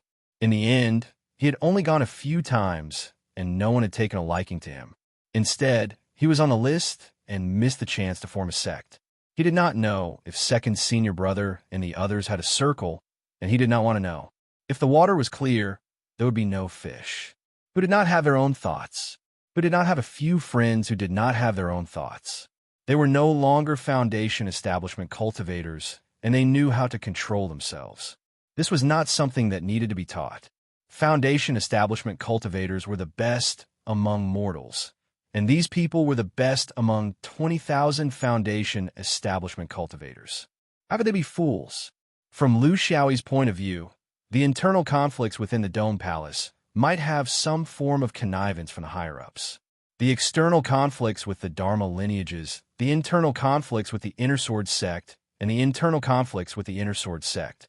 The role of these people was to create a virtuous cycle of conflict and to control it within a certain range. If you settled all the internal conflicts, everyone would be harmonious, and there would be no distinction between you and me, and everyone would be as close as brothers. The higher-ups would probably not be happy. He finally understood now, but he guessed that second senior brother and the others had already understood. But these things had to be understood by oneself. Others would not teach you. So, even if he let go of everything, what could happen? He would probably be the eldest senior brother for a long time, unless he became a Gene Dan. Otherwise, with the speed of his improvement, the gap between him and the other Foundation establishment cultivators would only increase. For the next few decades or even hundreds of years of peace, he had to build a good foundation now. After dealing with all these, there was not much time left. The last person he visited was Guang Yao. Firstly, it was to complete the ceremony, and secondly, it was to understand Peacock Palace. In a sense, he was actually a meticulous person. The two of them chatted very congenially. Guang Yao did not treat himself as a Gene Dan, and Lu Xiaoyi only treated him as an eldest senior brother. Their conversation was more like a handover ceremony between two eldest senior brothers. The last thing Lu Xiaoyi asked was about the actual situation of Peacock Palace. He had already heard a lot about these things from his martial uncles, but because he was standing from a different perspective, he still hoped to understand some things from the perspective of a disciple, as it was more realistic. Guang Yao was very satisfied with his attitude. As the saying goes, when the cultivation generation produces talented people, each of them will be in the limelight for a few decades. He would eventually have to give up this position. Fortunately, this Lu Xiaoyi knew when to advance and when to retreat. He did not have that kind of frivolous and flamboyant attitude. To a swordsman, what was the heart of the sword? It was very difficult to explain clearly because it was not unique. It varied from person to person and changed according to circumstances.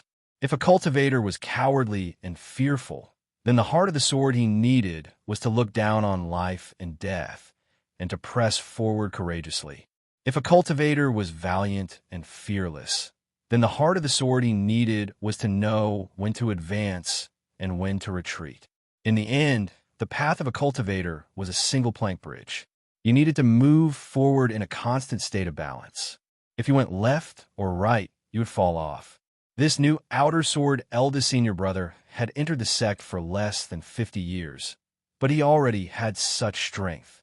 He had done something that no one in the outer sword sect had done for tens of thousands of years. To exaggerate, it was not an exaggeration to say that it was unprecedented.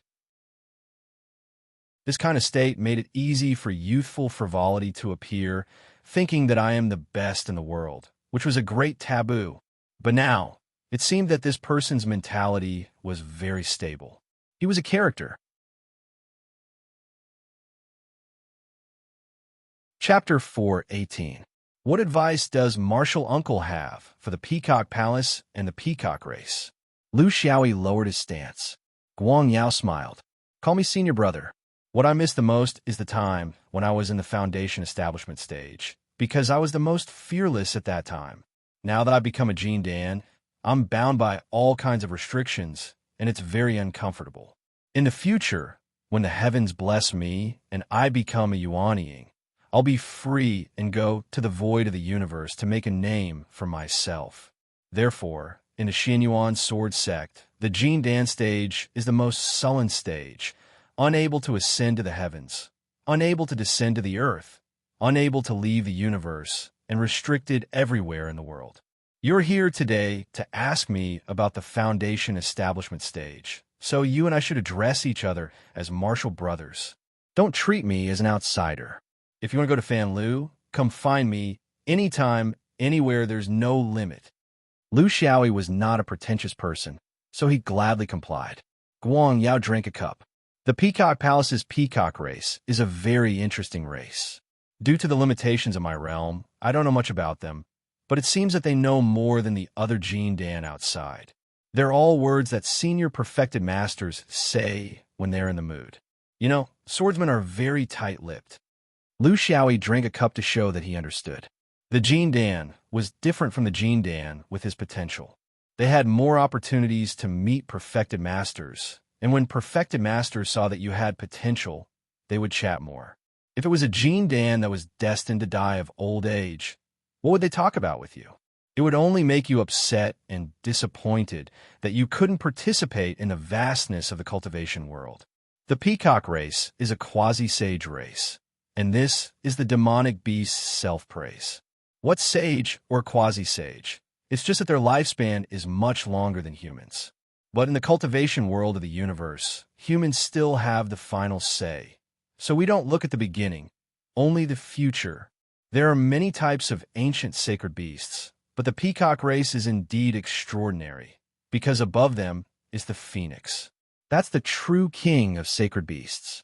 According to the ancestor, there are only a few of them left in the world, and they're extremely rare. However, the peacock clan's bloodline was not so thin. Quality and quantity could never coexist. This was also the rule of the heavenly Tao. There are no more than 100 members of the peacock race in Peacock Palace. It has been like this for tens of thousands of years. There is no increase or decrease. It is a fixed number. I heard that the peacock race in the fifth ring domain is just a branch of the peacock race. They are called the smoke peacock. I don't know if this is true or not, but it is true that all of them are called smoke. Lu Xiaoyi laughed. Junior brother, I'm called Cigarette Butt. It seems that I'm fated with the Peacock Palace. Guang Yao laughed heartily. That's not how you calculate it. The number of smoke characters in the dome is over 1,000. If you talk about relatives like this, the Peacock clan will be ruined by you sooner or later. My contact with the Peacock clan is very limited. The last time I led a team to the Peacock Palace, I stayed there for a whole month. In the Five-Ring Continent, there are very few traces of the Peacock clan. This is their habit. They don't come out easily. In my opinion, the biggest characteristic of the Peacock clan is that they are very conservative. They are very inflexible and rely on ancient examples everywhere. They are not flexible. Whether it is the way they interact with people or their skills and abilities, they have remained the same for countless years. This may be the reason why they can survive, but it may also be the reason why they will always be quasi-sages. They are not humans, so we can't look at them from a human's perspective. This is the first thing you need to pay attention to. Simply put, according to the rules, the trip to the Peacock Palace is as simple as it can be. Lu Xiaoyi nodded. I like rules. We abide by the rules of the Peacock Palace, but we don't have to abide by the rules of the other sections. You have to remember that the biggest rule of the Peacock Palace is that we always turn a blind eye to the conflicts between the major forces of the fifth ring domain.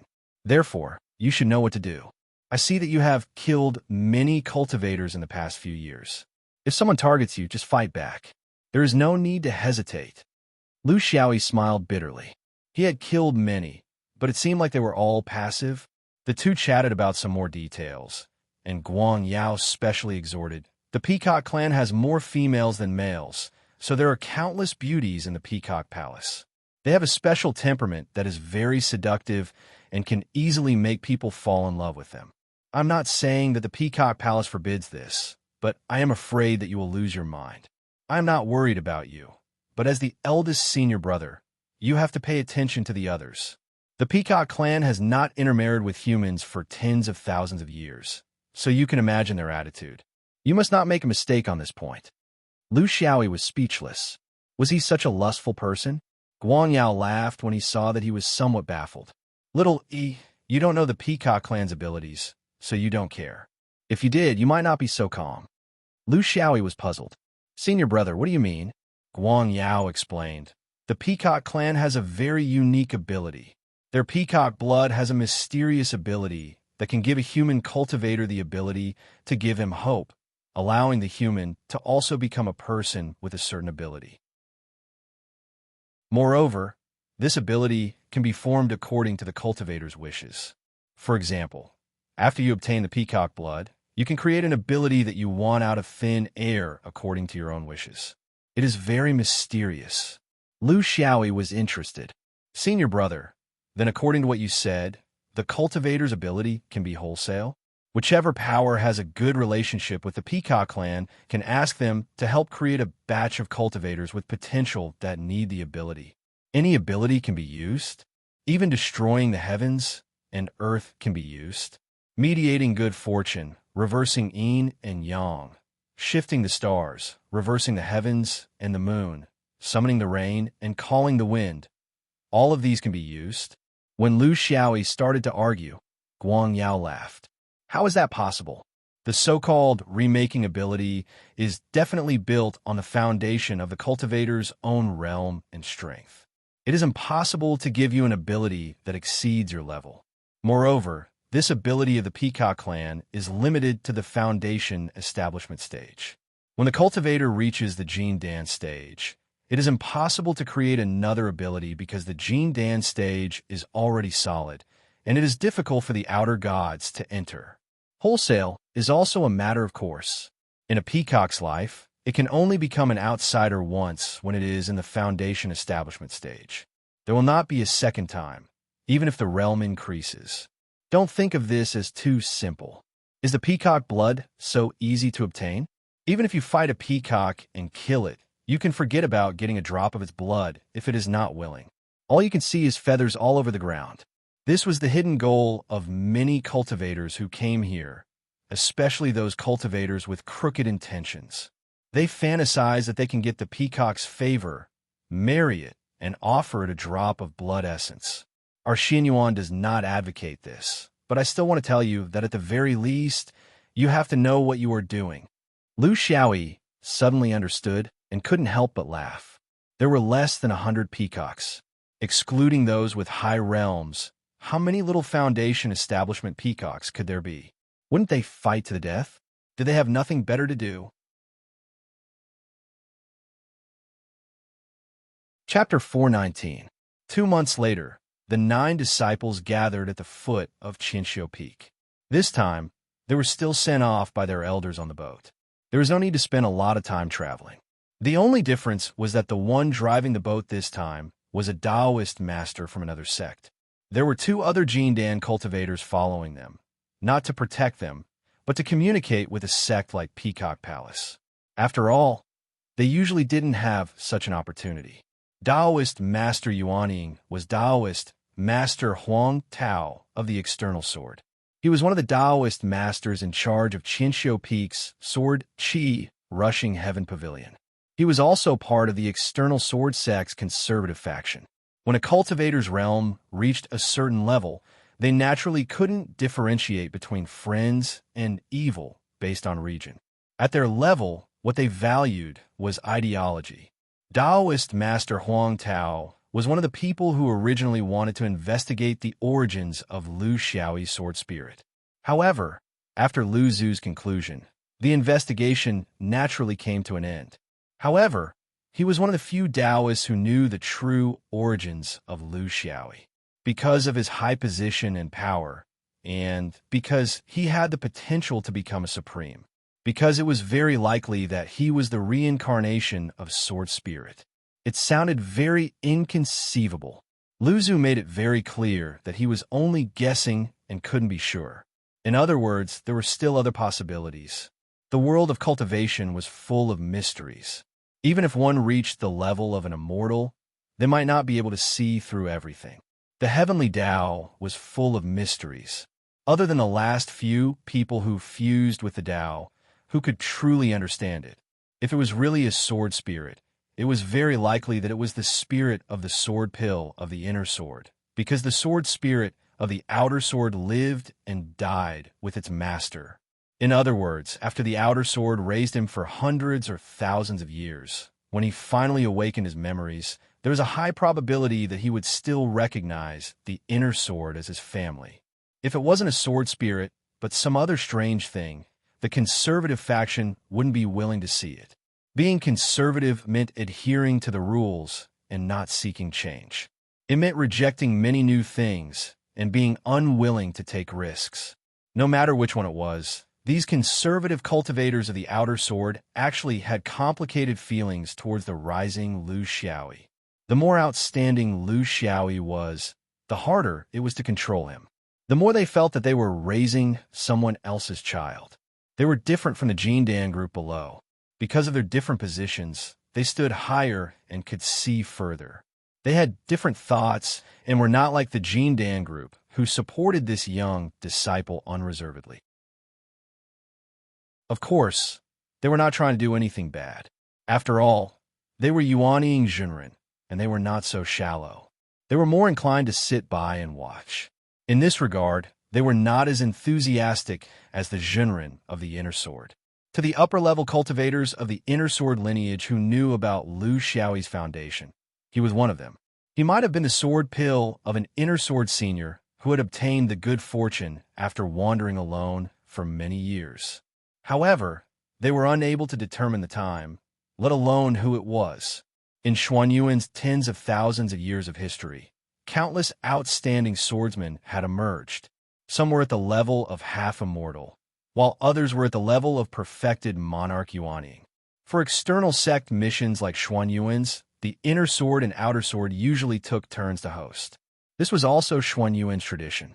In any case, it was not a combat mission, so it was enough for the Outer Sword Taoists to take charge.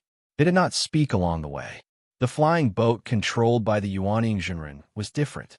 Its speed was very fast, and to some extent, it already had traces of the Tao. It was not just a matter of pure speed, there was also a trace of the concept of space within it. It was not something that mere foundation establishment cultivators could understand. Lu Xiaoyi and the others silently counted the days. The distance marked on the map was about several years, but in Huang Tao's hands, it was only a dozen or so days. This was the result of the Taoist not using all his strength to hurry. They were close to their destination.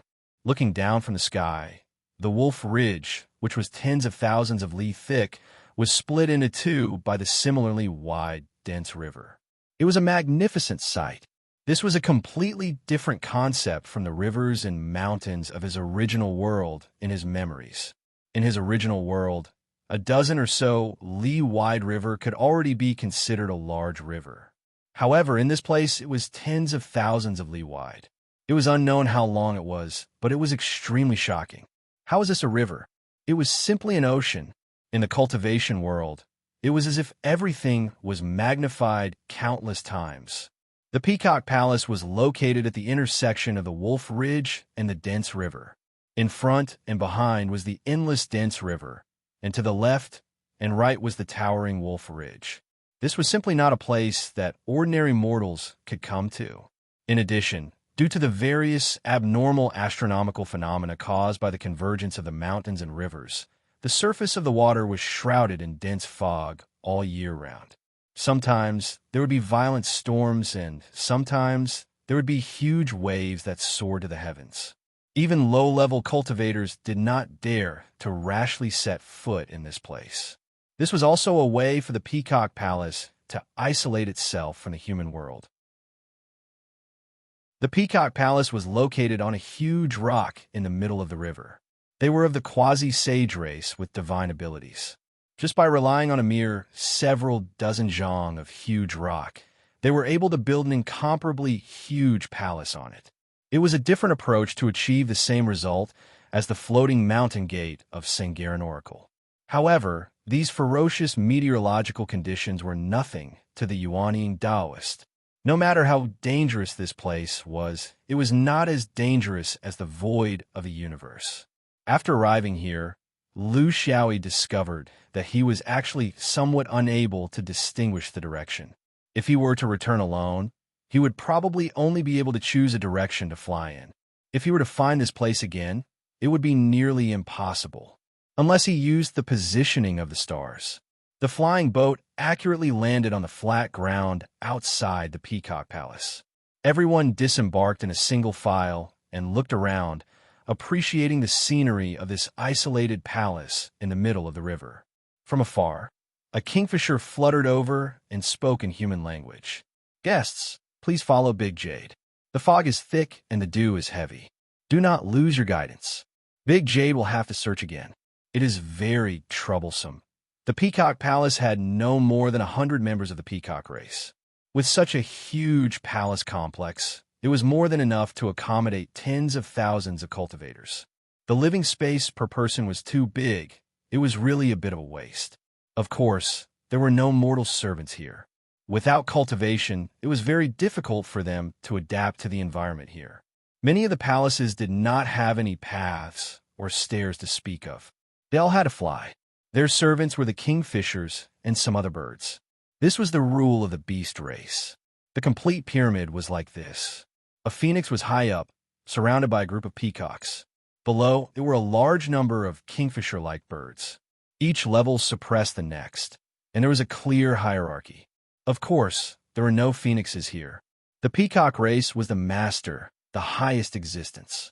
A kingfisher leading the way might seem disrespectful in the eyes of some human cultivators, but this was the way of the demonic beast race. To them, the kingfishers were their inferior race. They were very compatible. With less than 100 peacocks, the manpower was indeed very tight. In this kind of long-lived race, low-level peacocks, which were small peacocks, were actually very few. Most of them had very high cultivation, which was obtained through a long period of time. They ranged from foundation establishment to true monarch. Among them, most of the peacocks had the cultivation of jindan or yuanying. There were only a dozen or so small peacocks, which were actually rare. This was the actual situation of the Peacock Palace. Because of the uniqueness of the quasi-sacred beasts, their power structure was very different from the power structure of human sections.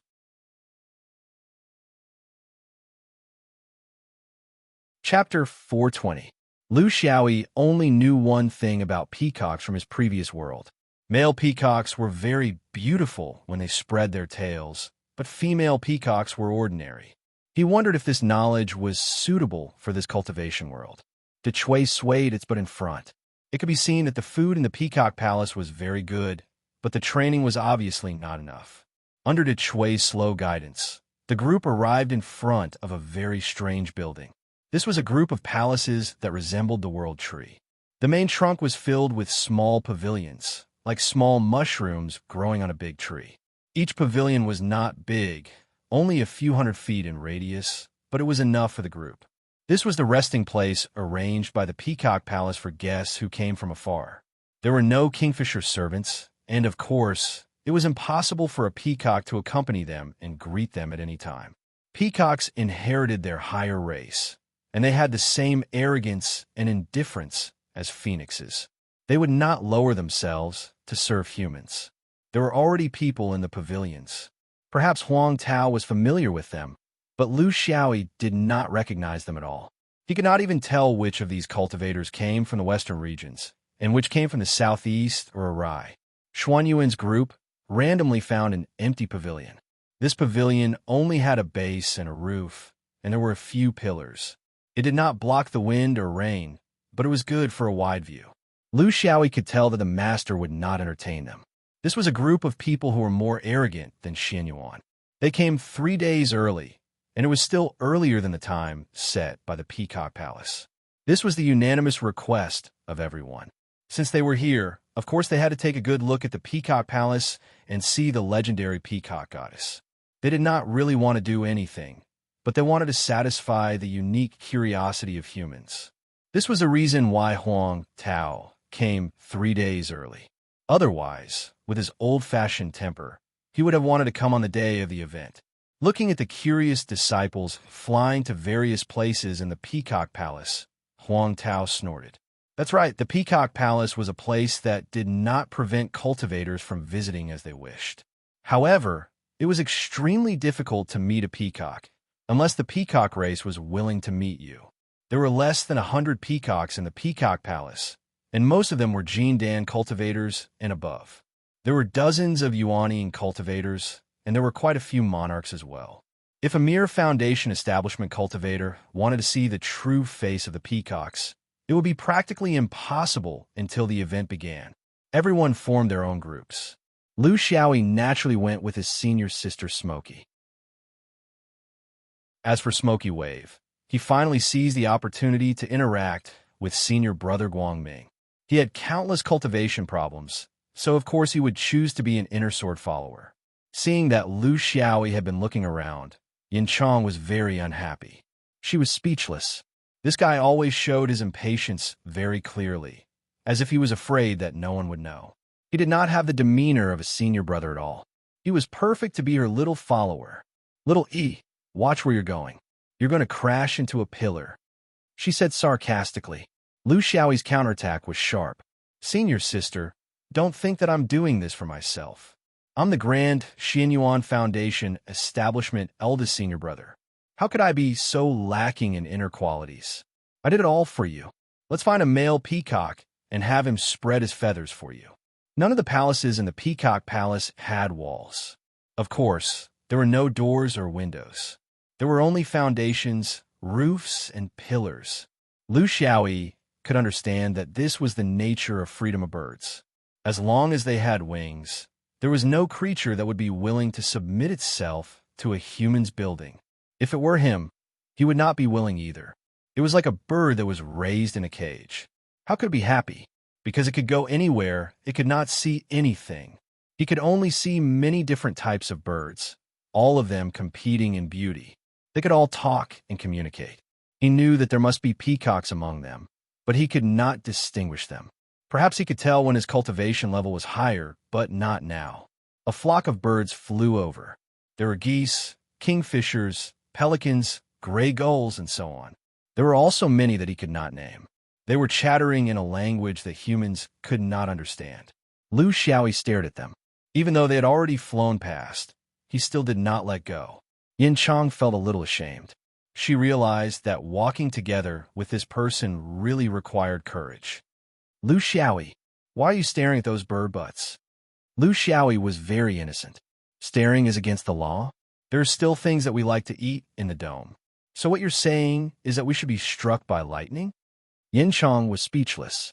She could not bicker, but some things had to be made clear. That's cooked food. It's two different things. They're raw and alive. It's inappropriate for you to look at them like that. It's offensive to public decency. Lu Xiaoyi snorted. Offensive to public decency? They were the ones that flew past me without wearing any underwear.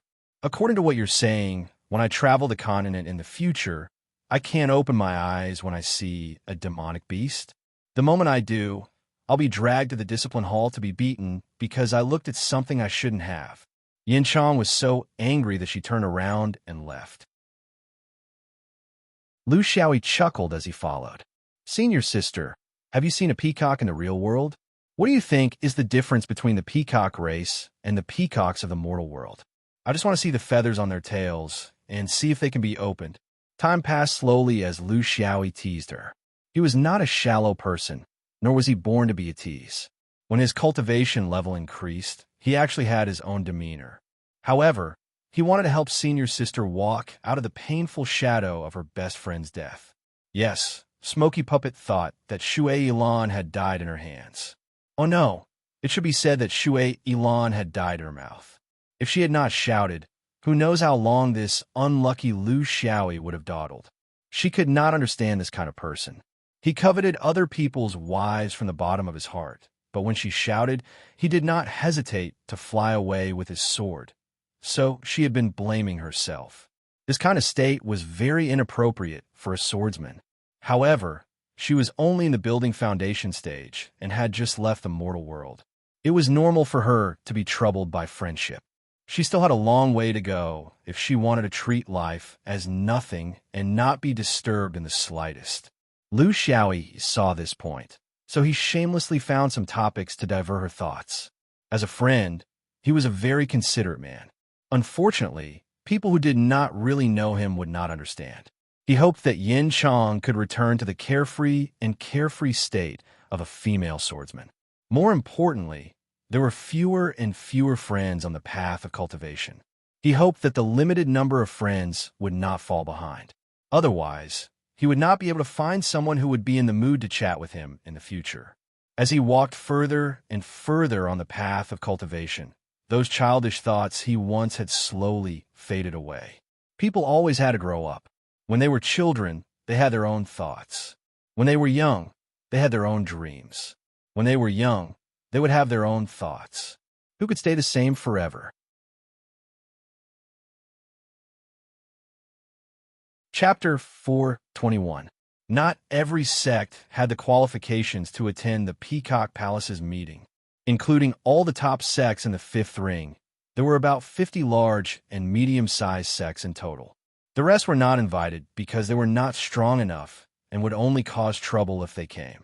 Even so, there were still hundreds of people gathered before the event began.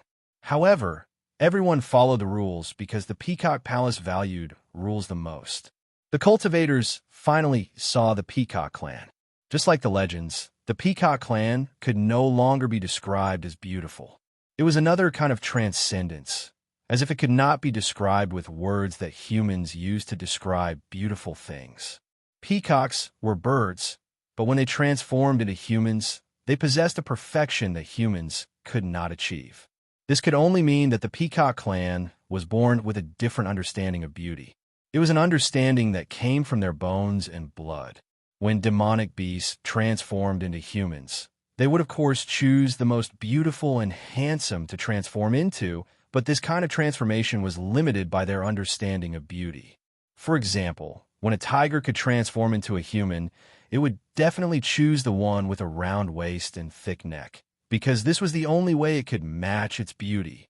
There were also some who imitated human beauties to transform into imitating cats and drawing tigers, making a fool of themselves to be able to transform into humans and surpass the human understanding of beauty. This must be an instinct, a kind of aesthetic instinct. Lu Xiaoyi stared at the Peacock clan women without blinking, but his heart was not as unbearable as it appeared. He was puzzled. He seemed to have seen this kind of beauty before. It was a kind of similar temperament, but there seemed to be a difference. The Peacock clan was very familiar with this kind of drill that was held once in 100 years. There was no nonsense, and there were not many brave words. After 10,000 years of inciting emotions, there was no passion left, and only mechanical repetition was left. The drill was not carried out in a normal space, because the purpose of the drill was to one day block the celestial bodies flying in from outer space. There was obviously no similar environment simulation in the fifth ring's atmosphere. The most realistic and effective method was to pull everyone out of the atmosphere, but this method was too clumsy and consumed a lot of energy. It was not a cultivator's method. The Peacock clan used their clan's sacred weapon, the peacock plume. This was a sacred artifact with unfathomable abilities. It was the treasure of the Peacock clan, protecting the safety of the Peacock clan from generation to generation. Using it to complete the influence of Foundation establishment cultivators on the stars was just an insignificant function of the peacock plume. The peacock race was not stingy in using this treasure. Firstly, this treasure needed to be constantly used to maintain some functions. Secondly, this kind of sacred tool had its own consciousness. It cannot be stolen. Stealing it might not bring any benefits, but it might bring disaster instead. The method was very simple. All the several hundred Foundation establishment cultivators would enter and be divided into 9 groups. Each group would be guided by a Peacock Foundation establishment cultivator. Inside, they would train in various kinds of linked abilities to push and move the stars. They were only a part of the power to push and move the stars. There was also the combination of the Jindan cultivators and the Yuanying true monarchs, changing the trajectory of a star, especially one that was huge and had an unimaginable mass, was not a simple matter. Even a true monarch would have limited abilities in front of star.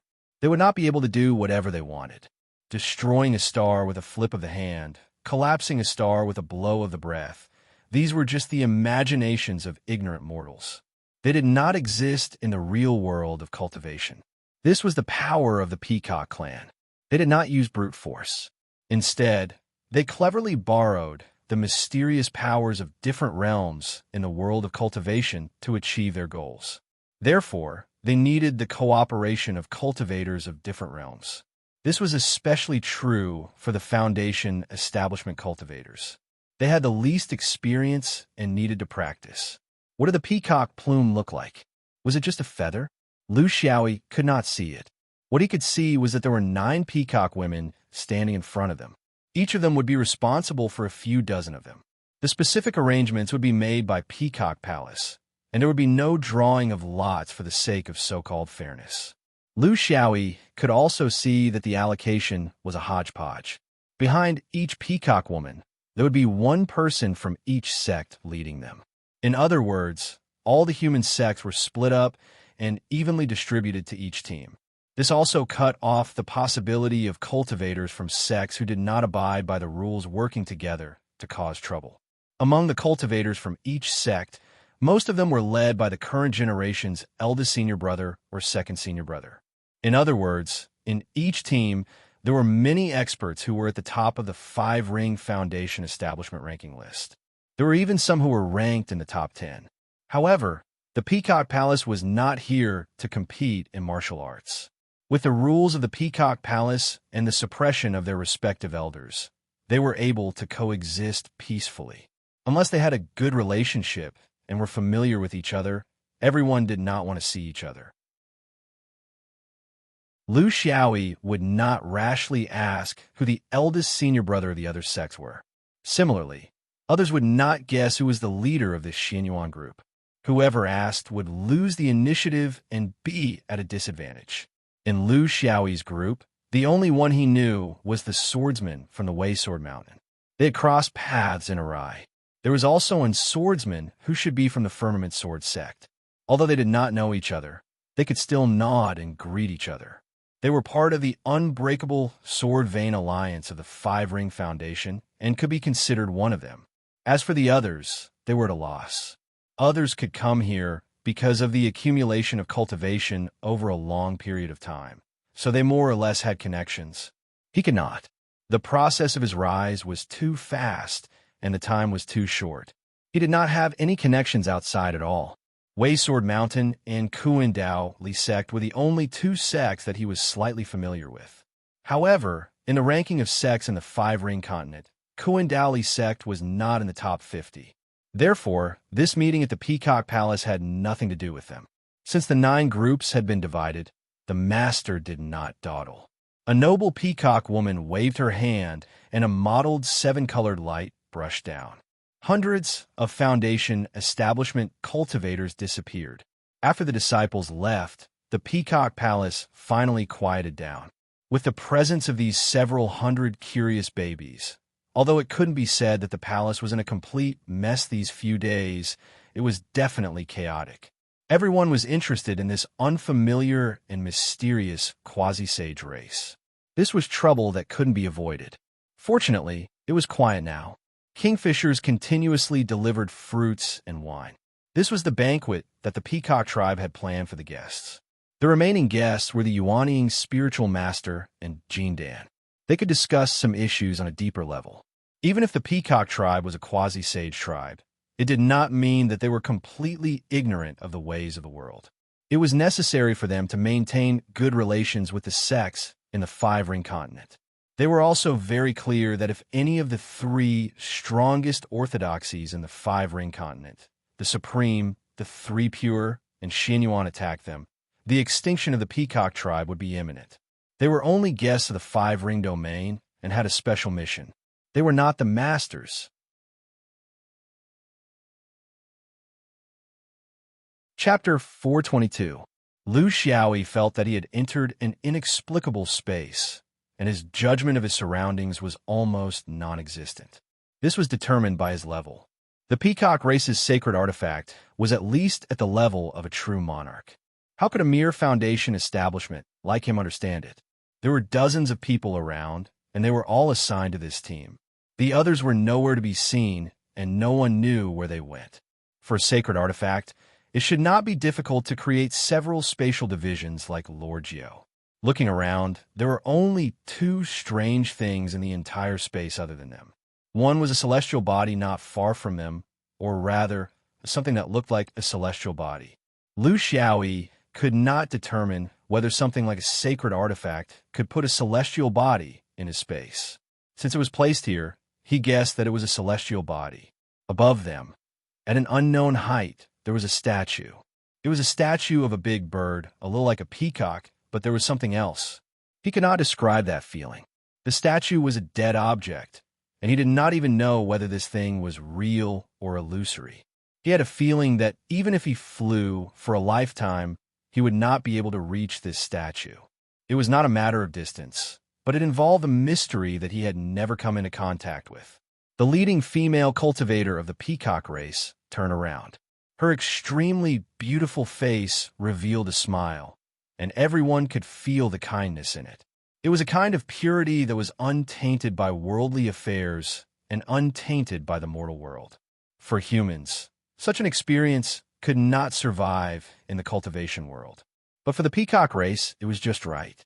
They did not need too much polishing in the human world. They had their own cultivation system, just like how humans did not need to go to the world of demonic beasts to experience it. My name is Ming Yen. I am the guide for all the senior brothers and sisters in this trial. If you have any questions, please speak up. Ming Yen will not hide anything. The little peacock landed on Dafa, but Lu Xiaoyi could see that this was one of the few opportunities for her to receive foreign cultivators, and she was still a little inexperienced. Everyone returned the greeting one by one. They all had a good impression of this little peacock. This was a very strange feeling. If it was a human beauty here, perhaps many people would be on guard.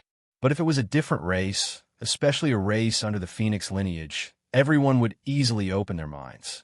Pointing at the celestial body in front of them, he said, "This is a virtual object in the space within the peacock plume.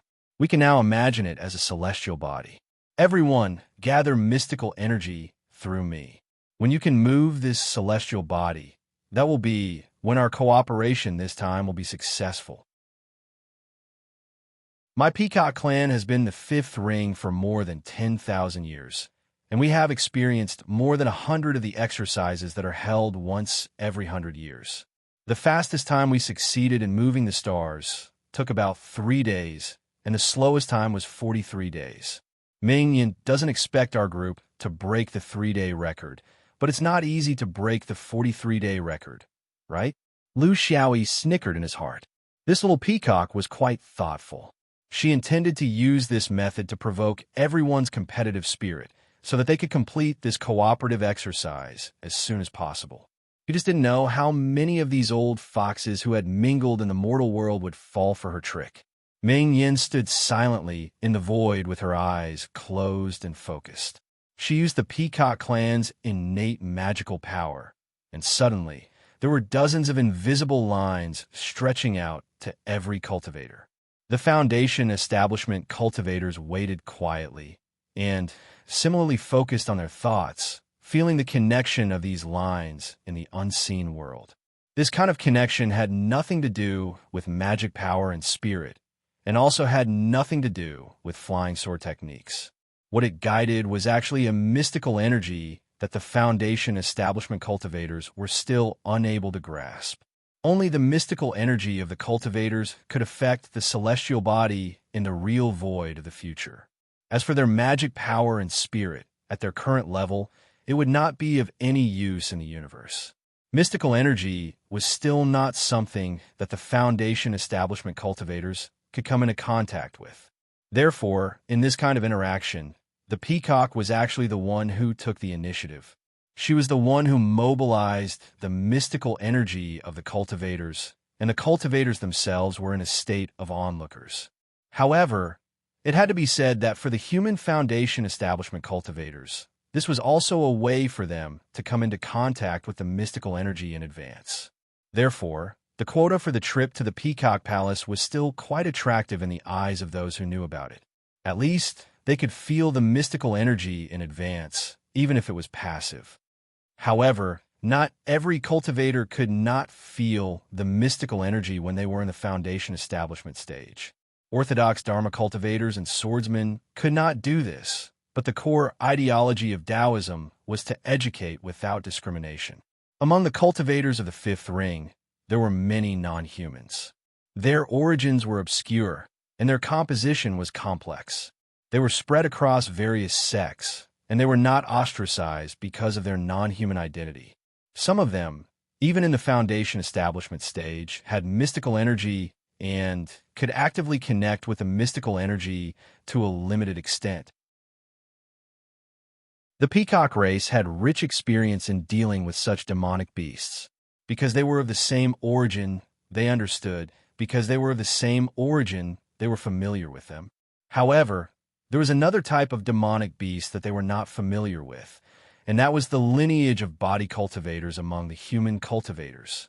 Some of the body cultivators were also able to cultivate mystical energy through the power of their blood, especially those who had ancient demonic beasts in their blood.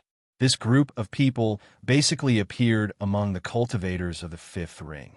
There were also a few cultivators who came from outside the fifth ring, but those who came from the fifth ring were basically extinct.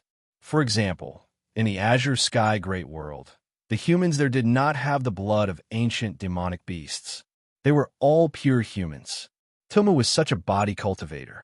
He came from the body cultivator sect, Tayank Xingjian. He was just over 100 years old this year, but he had already broken into the top 100 of the Fifth Ring Foundation establishment ranking and was ranked 49th. He was young, promising, powerful, and had a promising future. He became the famous senior brother of Tayank Xingjian. His junior brothers admired him greatly, and his seniors favored and supported him. As the benchmark of Tayank Xingjian for nearly 1,000 years, he received the attention of the entire sect.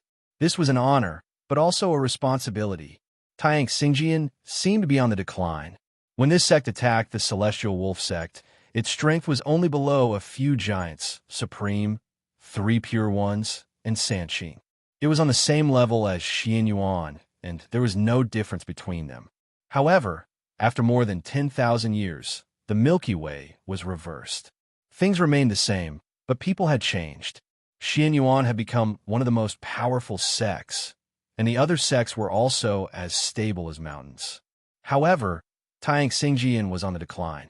From a top sect in the beginning, they had now fallen to a first-rate sect. If they continued to develop like this, in another 10,000 years, they would probably disappear into the crowd.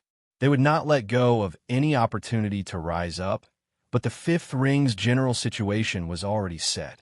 Supreme, Three Pure Ones, and Xian Yuan were three huge mountains pressing down on their heads, and every sect that wanted to rise up, including Tayank Xingjian, who was also from Zhuozhou. There was no mercy on the path of cultivation, and there was no modesty. As the senior brother of such a sect, the pressure on Tilmu could be imagined.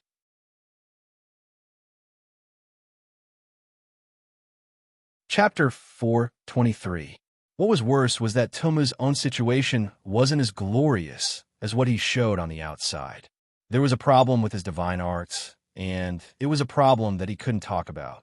To a body cultivator, divine arts were like a flying sword to a swordsman. It was the guarantee of their survival, the symbol of their strength, and even the cornerstone of their cultivation. Tilmu's talent was extremely high, and the origin of his bloodline power was ancient. After he built his foundation, he gradually discovered three remarkable divine arts: the Burning Blood divine art, the Death Coil divine art, and the Shadow Attachment divine art. The comprehension of divine arts by body cultivators had a certain degree of randomness. It wasn't that you could comprehend any divine art you wanted, but it was a natural choice based on your body's functions, bloodline inheritance, and other conditions that you couldn't completely control. Therefore, among the few body cultivators who had divine arts, a large portion of them were useless. They were more inclined towards cultivation, support, and other non-combat aspects. Those who were lucky enough to obtain a combat divine art were experts among the body cultivators. Those who obtained 2 or 3 combat divine arts were bound to leave their names on the ranking of the 5 rings.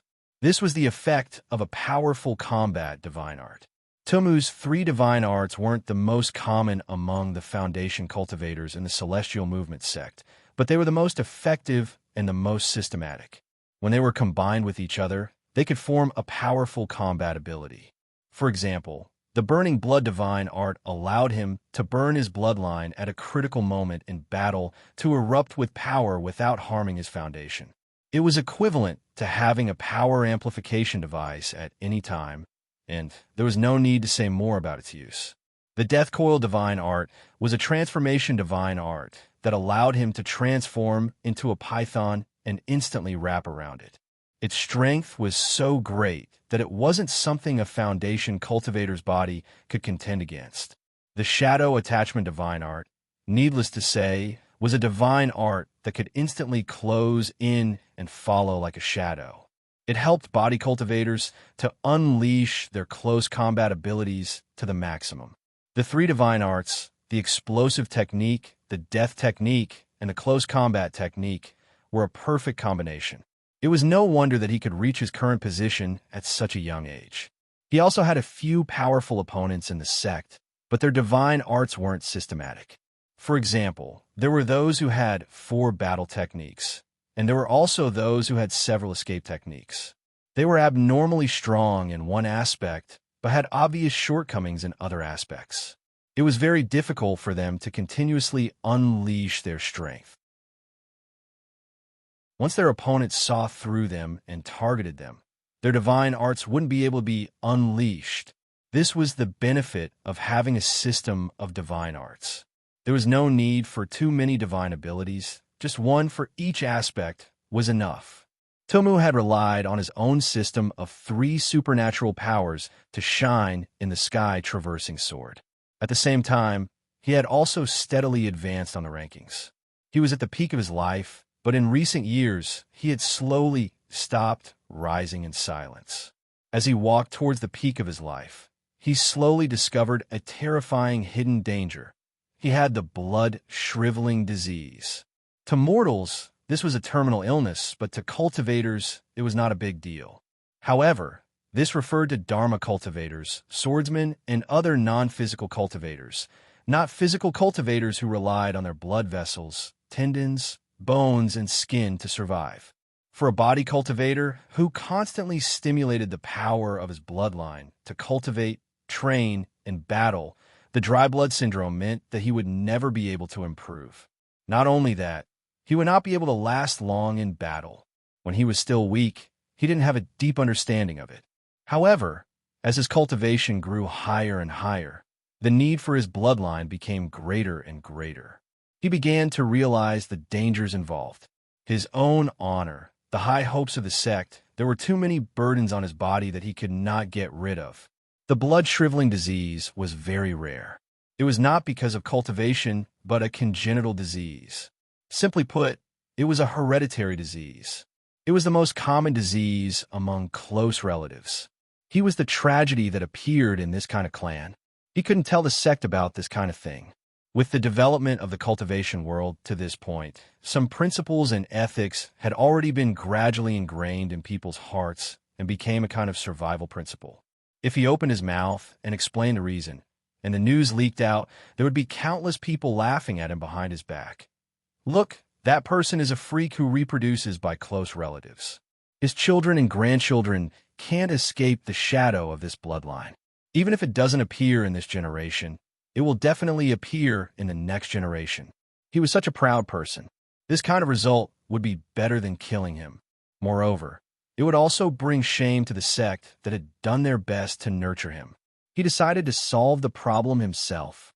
He could only do it himself. These past few years, he had begun to not be as crazy and aggressive as before. Instead, he had focused on his own problems. For a body cultivator, this was too quiet.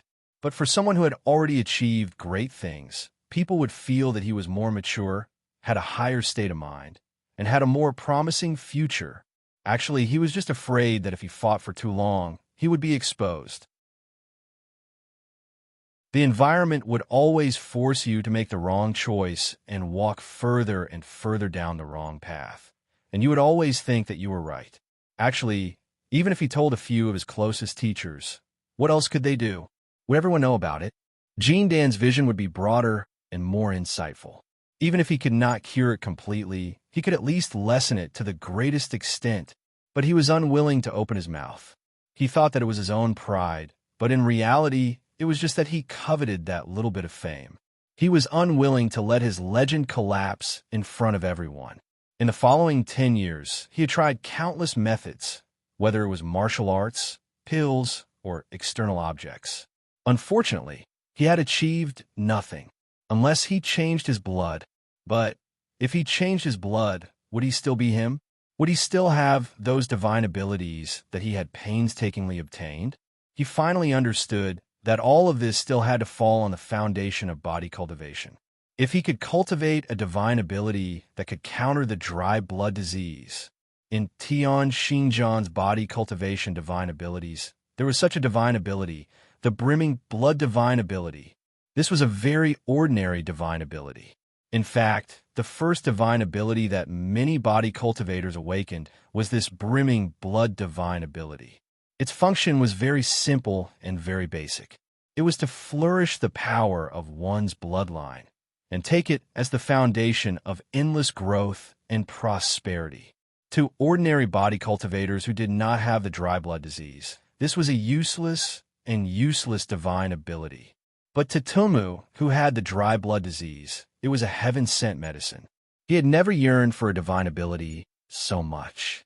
But what made him feel awkward was that the heavens had used all of his luck on combat divine abilities, but had not given him the most basic divine ability.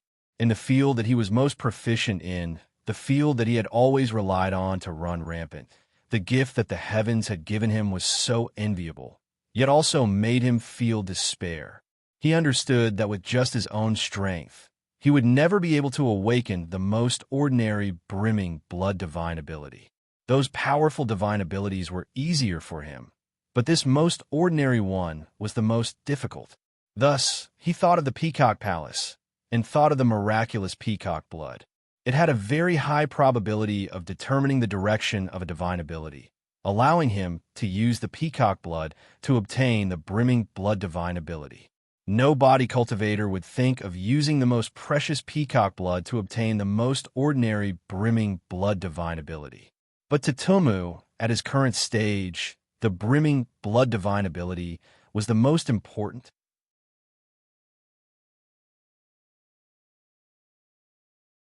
Chapter 424. For this trip to the Peacock Palace, Tumu had made the most adequate preparations. Through many channels, he obtained bits and pieces of information about the Peacock Palace's drill. This wasn't something that was kept secret. There were many people in the sect of heavenly movement who had experienced it before. As someone who had experienced it, he could easily obtain everything he wanted to know. After all, his current identity was the respected senior brother of the Foundation establishment realm in the sect. He was a person with a bright future. After several years of preparation, he had formulated a risky yet comprehensive plan for himself. He only had one chance. The next time he entered the Peacock Palace would be 100 years later. In 100 years, would he still be able to awaken his magical powers? Tumu relaxed his mind and allowed his mysteriousness to be linked with the Peacock woman's control. He didn't reveal a trace of his loftiness.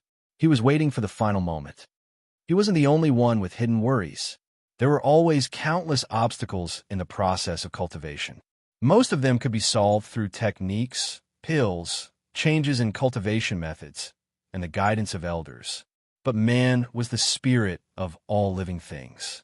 Troubles were also the leader of all living things. There would always be obstacles that couldn't be solved through normal means.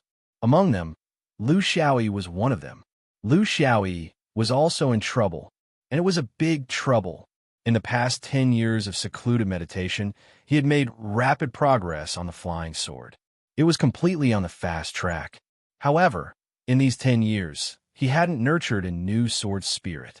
This was also a fact. He hadn't had a sword spirit for 20 years.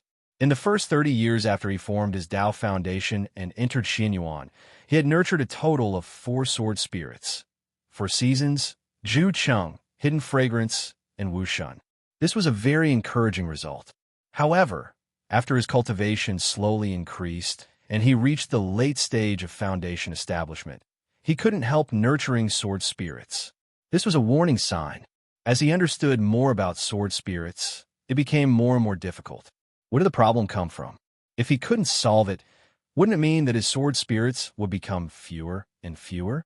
If he had the chance to reach the level of Yuanying or perfected monarch, what real advantage would he have over other swordsmen? This wasn't an issue of magic power, nor was it an issue of cultivation. The only thing that could possibly be related to the sword spirit was his spirit. Lu Xiaoyi immediately thought of all the strange things that had happened to his spiritual cultivation in the past 20 years. His progress of using the stargazing difference method to refine his spiritual power was getting slower and slower, and it was getting more and more difficult. Not only that, he always felt that his powerful spiritual power was missing something, as if it was not pure, flexible, and truly perfect. This feeling was terrible. This was because when a cultivator began to doubt something about themselves, there had to be a reason for it. This kind of doubt would affect a lot of things, not just the birth of a sword spirit, but also the possibility of him breaking through to the upper realm in the future. A few years ago, he had already stopped his cultivation of the stargazing difference method. The result was that he realized that the abnormality in his spiritual power was no longer worsening. This also meant that his self-created spiritual cultivation technique was flawed. This was the only basic cultivation technique that he had created himself. This result taught him that a cultivation technique could only be passed down after a large number of cultivators, a large amount of time, and countless trial and error. The countless cultivation techniques in the Boa Tower seemed simple, but which one of them didn't condense the countless blood, sweat, and tears of their predecessors? It was reasonable for him to have problems with his self-created cultivation technique after only a few decades of cultivation. But where did the problem come from? He couldn't tell at the moment.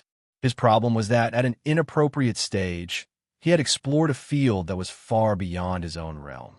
Foundation establishment cultivators didn't advocate cultivating the spiritual power, but he did. Foundation establishment cultivators couldn't touch the stars in the universe, but he did. This was the consequence. In the countless years of the cultivation world's existence, there was a fixed pattern for what realm to learn, what level to pay attention to, and what aspect to pay attention to. This wasn't something that came out of thin air. It was something that countless cultivators had verified through countless attempts. If you wanted to be different, you had to bear the consequences of being different. The predicament that he had created for himself was also difficult to explain.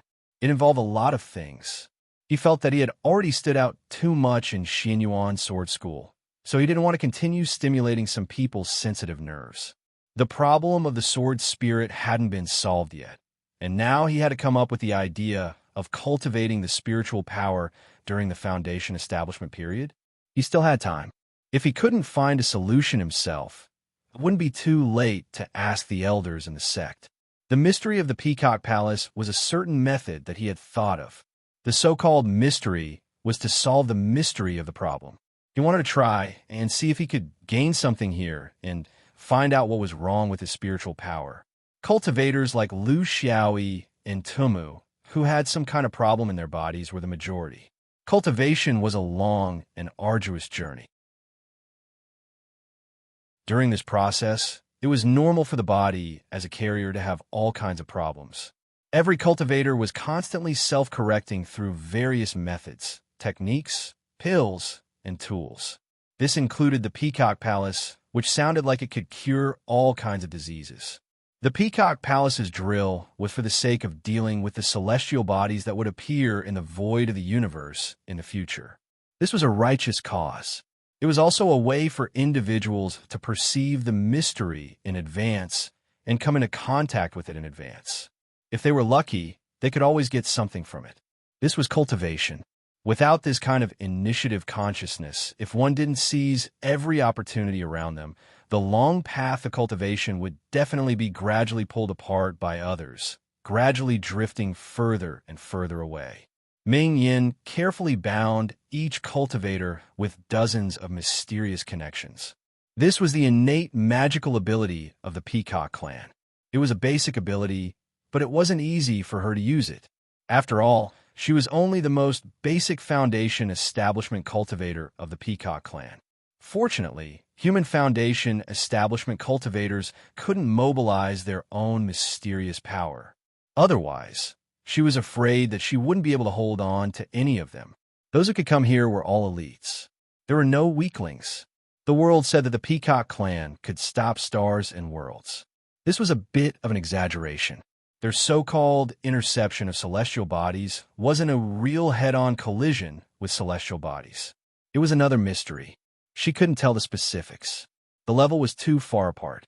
However, she was very clear about one thing. The Peacock clan could do all this not because of their own strength, but because of this peacock plume. This wasn't just the peacock race's sacred artifact. It actually had an even greater origin.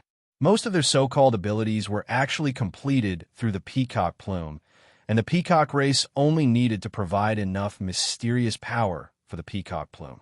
Feeling that the dozens of connections were already firm, Ming Yin began to activate her magical ability. She was very careful because, as the youngest little peacock, she didn't have any similar experience. She needed to hone herself in practice.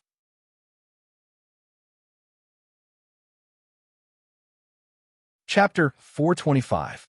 Carefully extracting the mysterious energy from the human cultivators, transforming it with her own magical power, and then applying it to the virtual celestial body in front of her. This was what Ming Yin wanted to do. Under real circumstances, the mysterious energy at the Foundation establishment level was only a part of the power to move the celestial body. However, this was only a simulation, so as long as a certain amount of power was reached, the virtual celestial body would move to show that their cooperation had reached the minimum standard. The whole exercise sounded simple, but it was difficult to do. It was not because of Ming Yan's ability, but because of the tacit understanding of the human cultivators. Except for a very small number of human Foundation establishment cultivators, most of the cultivators were completely unfamiliar with this area. They had to wait until Jin Dan to explore this area, and only when they reached Yuanying would they truly understand it. Therefore, at this stage, to be honest, they were not very clear on how to cooperate. The other was the spiritual aspect, because too much selfishness and personal goals were mixed into their focus. It was only when they finally realized that they had gained nothing from the mysteries that they could naturally empty their minds and completely accept the mysteries that the Peacock clan had used on them. This process was to let them know what to do and what not to do when cooperating with the Peacock race. With real experience, they would pass on their experience to others in the sect. Therefore, the amount of time it would take to move the celestial bodies did not depend on their own abilities. This ability was there, and for a short period of time, it would not increase or decrease. It would only depend on when the human cultivators would be able to climb out of their selfish desires and selflessly open their hearts. Ming Yin was slowly mobilizing everyone's mysterious energy, and she was also feeling this process. They rarely came into contact with humans, but they could use this method to understand how selfish the human race was. The result of understanding was often to stay away from humans, even more. This was for the safety of the human fifth ring cultivators. If they were all so selfish, what was the need to come into contact with them? Like wooden sculptures made of clay, dozens of people quietly floated in the air, silently sensing the mysterious energy that they were unfamiliar with. Among them, most of them would gain nothing, but there were occasionally some who would gain something. This depended on perception, luck, and spirituality. Lu Xiaoyi was a very special one among them.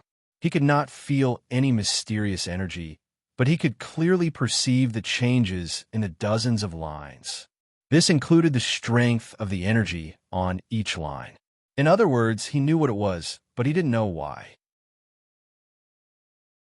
The awkward truth was that among the dozens of lines, the energy fluctuation on his line was the weakest. In other words, among the dozens of people, he had exerted the least effort, and he didn't know how to exert more effort. Seeing little Peacock Ming Yin doing her best, he could not bear it, but he had no way to help. Time passed slowly. As the cultivators slowly got used to this state and realized that they could not gain anything from it, they gradually stopped resisting and rejecting it. When they concealed their primordial chi and opened up the seal on their consciousness, the mysterious energy surging through the threads began to increase. Among them, there was one line that was particularly strong. The strength of its fluctuation was equal to the sum of the other lines. Even though he was not familiar with the mystic arts, he knew that it must be a cultivator, a demonic beast, or a body cultivator who was proficient in the mystic arts. However, he was not interested in identifying it. It was none of his business. The mystic arts and the orthodox Taoist arts had their own advantages. They could not determine one's strength, but they were in different directions. However, because of the existence of this line, little Peacock Ming Yin liked it very much. After all, She was still young and did not have enough experience. In her heart, she still wanted to compete with her sisters. It was her first time participating in the Spiritual Development Conference, but she was already ranked at the top. She would be praised by the elders. If it was someone with experience, their first thought would be to figure out why this cultivator's mystic arts was so strong. Did it contain some other ulterior motives? 5 days had already passed. It was impossible to break the record, but if they could complete the practice within 10 days, it was also a kind of success. Under the stimulation of such a goal, little Peacock Ming Yin put in more effort. She pushed her magical powers to the limit. The cultivators were also very cooperative. Such a beautiful peacock girl made people want to help her. At the very least, they couldn't hold her back, right? Lu Xiaoyi also wanted to help, but he didn't know how to do it. At the beginning, there were people like him who didn't put in effort, but now the other lines more or less had some mystic arts transmitted to them. However, he didn't have any mystic arts. No matter what he did, am I a man without mystic arts? Or did I give all my mystic arts to the sword spirit?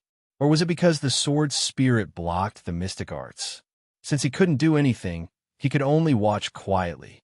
At the very least, he couldn't make trouble. Lu Xiaoyi didn't feel embarrassed. It was not within the scope of his ability, so why should he blame himself? Another 3 days passed like this. Ming Yin felt that the strength of the mystic arts had reached a critical point, so she spread out her magical powers. The seemingly incomparably huge celestial body shook and showed signs of activation. 8 days, this had exceeded little Peacock Ming Yan's expectations. Although there were people in her team who were lazy, there were also people who worked hard. This made her feel the fickleness of human nature. Human cultivators were different. It really couldn't be judged from appearance and origin. Take the two extremes, for example. According to the elders, the one who worked so hard was a body cultivation sect that had a very ordinary relationship with the Peacock clan. Because they also knew how to use mysterious power, the Peacock clan had always asked them to be wary of them in private. They also looked burly and didn't fit the Peacock clan's aesthetic standards. Who would have thought that they would perform so well and put in so much effort in the end? The other was a swordsman from Xinyuan. He was also evaluated by the elders of the Peacock race. It was said that he was the most upright sect among the forces of the Fifth Ring. They allowed the Peacock race to have a good relationship with him. He looked very bright, but his temper was very sly. He didn't even reveal any mystic arts. Although little Peacock Ming Yin didn't understand the mystic arts of human cultivators. No matter how bad it was, it couldn't be that there was no mystic arts, right? Without mystic arts, was he still a cultivator? She seemed to understand a truth. Never completely believe in experience. You should trust your own eyes and feelings more. At this moment, the mystic arts from the body cultivator suddenly trembled inexplicably. In an instant, it lost all its power. The stars that had just been activated suddenly stopped. Ming Yin was shocked. She knew very well the reason for this situation. It was caused by overuse of the mystic arts. It was a bit like exhaustion. She just needed a rest. But at this critical moment, she lost her biggest help. She didn't know how many days it would take to accumulate power. Little Peacock Ming Yan's heart was pure. She didn't have the heart to urge her. He helped her to the state of exhaustion. At most, she would waste a few more days. What was the big deal?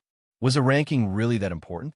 But before she could recover, the mystic arts from the body cultivator came again. It was stronger than before. Was he burning some kind of magical power? Little Peacock Ming Yan's heart softened.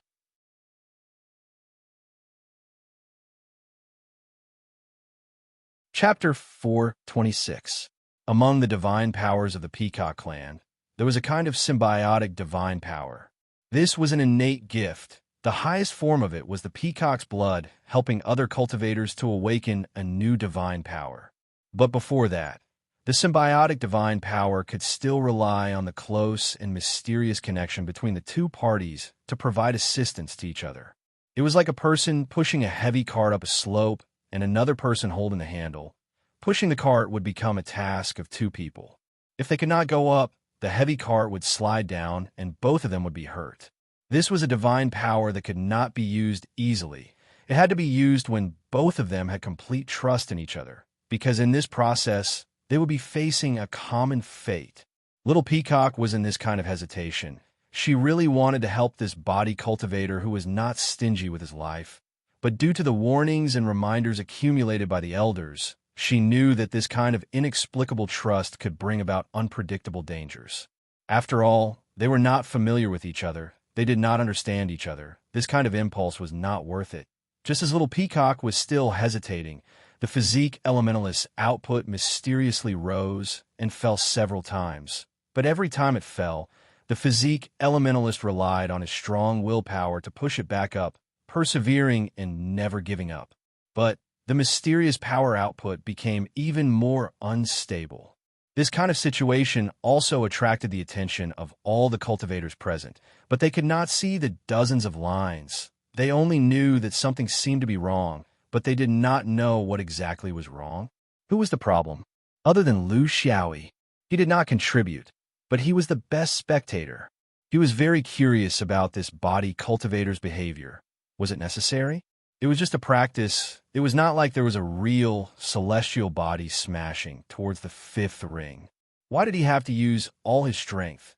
It might even cause side effects to himself. Unless he had taken a fancy to Little Peacock, he was willing to sacrifice himself, go through water and tread on fire, regardless of life and death. They were all the most outstanding talents of each sect.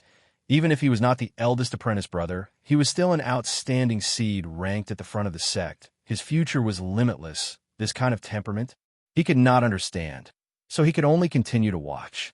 Little Peacock's hesitant thoughts were softened by the body elementalist's sacrifice. In her pure mind, if someone gave her a peach, she should return the favor, not for the ranking, but for the thought. As a result, he no longer hesitated and activated the symbiotic mystique, causing the mystical connection between the two of them to be even tighter than that of other people. This would greatly help the body cultivator stabilize the mystery that was on the verge of going out of control. But at the same time, it would also put him in a potentially dangerous situation. Of course, in the Little Peacock's heart, the possibility of danger was extremely small. In a non-combat state, and within the sacred tool of the clan, how could there be so much risk? This was a normal judgment that did not consider the human heart, but the human heart was much more complicated than what Little Peacock thought. After the Little Peacock established a symbiotic connection with the body cultivator, the situation immediately stabilized. The output of the divine secret reached a critical point, and the celestial bodies began to be pushed slowly. As long as they could push the celestial bodies a certain distance away, the drill would be a complete success. Only 10 days had passed, and this was still an excellent result. Just when everyone, including Lu Xiaoyi, who did not put in any effort, thought that the remaining time was just a formality and everything was under normal control, a change suddenly occurred. The mysterious output of the body cultivator was unable to continue, and it was a collapsing collapse. In Little Peacock Ming Yan's understanding, this was simply impossible. She had already used the symbiotic mystique. How could there be a one-sided mysterious collapse? What was the cause? Or was it that her symbiotic mystique had a rare failure? But in the next moment, an unstoppable mysterious backlash attacked her. She immediately understood that her symbiotic mystique had not failed, but she did not know why it was unable to stop the mysterious collapse of the body cultivator before. But now it was a disaster for the backlash. The lack of experience, the slow response to danger, the lack of understanding of the human heart. As an elder in Peacock Palace, a little peacock who had never gone out, a little peacock who had never experienced life and death, she had a fatal hesitation at this crucial moment. She was not willing to give up the push of the celestial bodies. The recovery of the body cultivator once again made her feel lucky. She thought that in a safe environment, no one would target her. All of this caused her to not be able to make the decision of a Xiozha. If it was any other human Xiozha present at this time who would care about the celestial bodies, who would care about the other, immediately cutting off the mysterious connection of the mystique was the right thing to do. However, she did not make the right choice. In the short span of a few breaths, her hesitation had become her greatest flaw. The only thing she could do was to do everything in her power to help the other party. However, who would have thought that the mysterious power of the body cultivator would fluctuate violently at a strange rhythm, completely out of her control? Accompanying this was the apology of the body cultivator. Sorry. I lost control of my mystique. When the little peacock realized that something was wrong and wanted to cut off the connection between the two had already been completely sealed. In a violent vibration, the little peacock could not hold on any longer. She could only use a mystique, seeping out a drop of peacock blood from her eye socket and forcefully cut off the connection. Using this extreme method, she could prevent the possible greater damage that would follow. The peacock race, even if you cut them into pieces, you would not be able to cut out a drop of blood, unless they were willing. Of course, there were many kinds of willing. Some were willing, and some were forced in times of crisis. This drop of blood could help a person achieve a godly power. Tumu let out a long sigh of relief. Years of preparation, meticulous planning, and perfect calculations had finally allowed him to successfully force out the peacock blood. He had thought it through very clearly. He did not use force the entire time, and the reason he used was to quickly complete this exercise. The connection between him and the little peacock was completely initiated by her, so it was reasonable for him to pretend that he could not control it. In the end, this would be an accident. The peacock race might have doubts, but they would not be able to say anything. The plan was already 90% successful. Because the last mysterious connection between the peacock blood was him, it was now flying towards him. It only needed to tremble a little, and he would be able to regain his youth again. He was a cautious person. To be able to rise up in a sect like Sky Xingjian, and to be able to stand at number 49 on the 5th ring ranking, he naturally had his own strengths. As long as he didn't complete his task, he wouldn't relax in the slightest. It was because of this caution that he immediately realized that it was not only the peacock blood that was flying towards him. There was also a flying sword. With his 100 years of experience, he could tell at a glance that this flying sword was definitely not here to greet him. It was here to kill. Despicable swordsman. Shit-stirring stick. Why did they have to stick their noses into everything? Tumu's battle experience was extremely rich. He knew that if he defended it this time, once he was entangled with the flying sword, he might not be able to smoothly obtain the peacock blood. His judgment was that this swordsman also had his eyes on the peacock blood, and was here to snatch the spoils of war from him. As the rumored profession that countered swordsmen, body cultivators had their own set of methods. They were never afraid of fighting to the death, and were even more barbaric than swordsmen. With a godly power, a huge fist appeared out of thin air.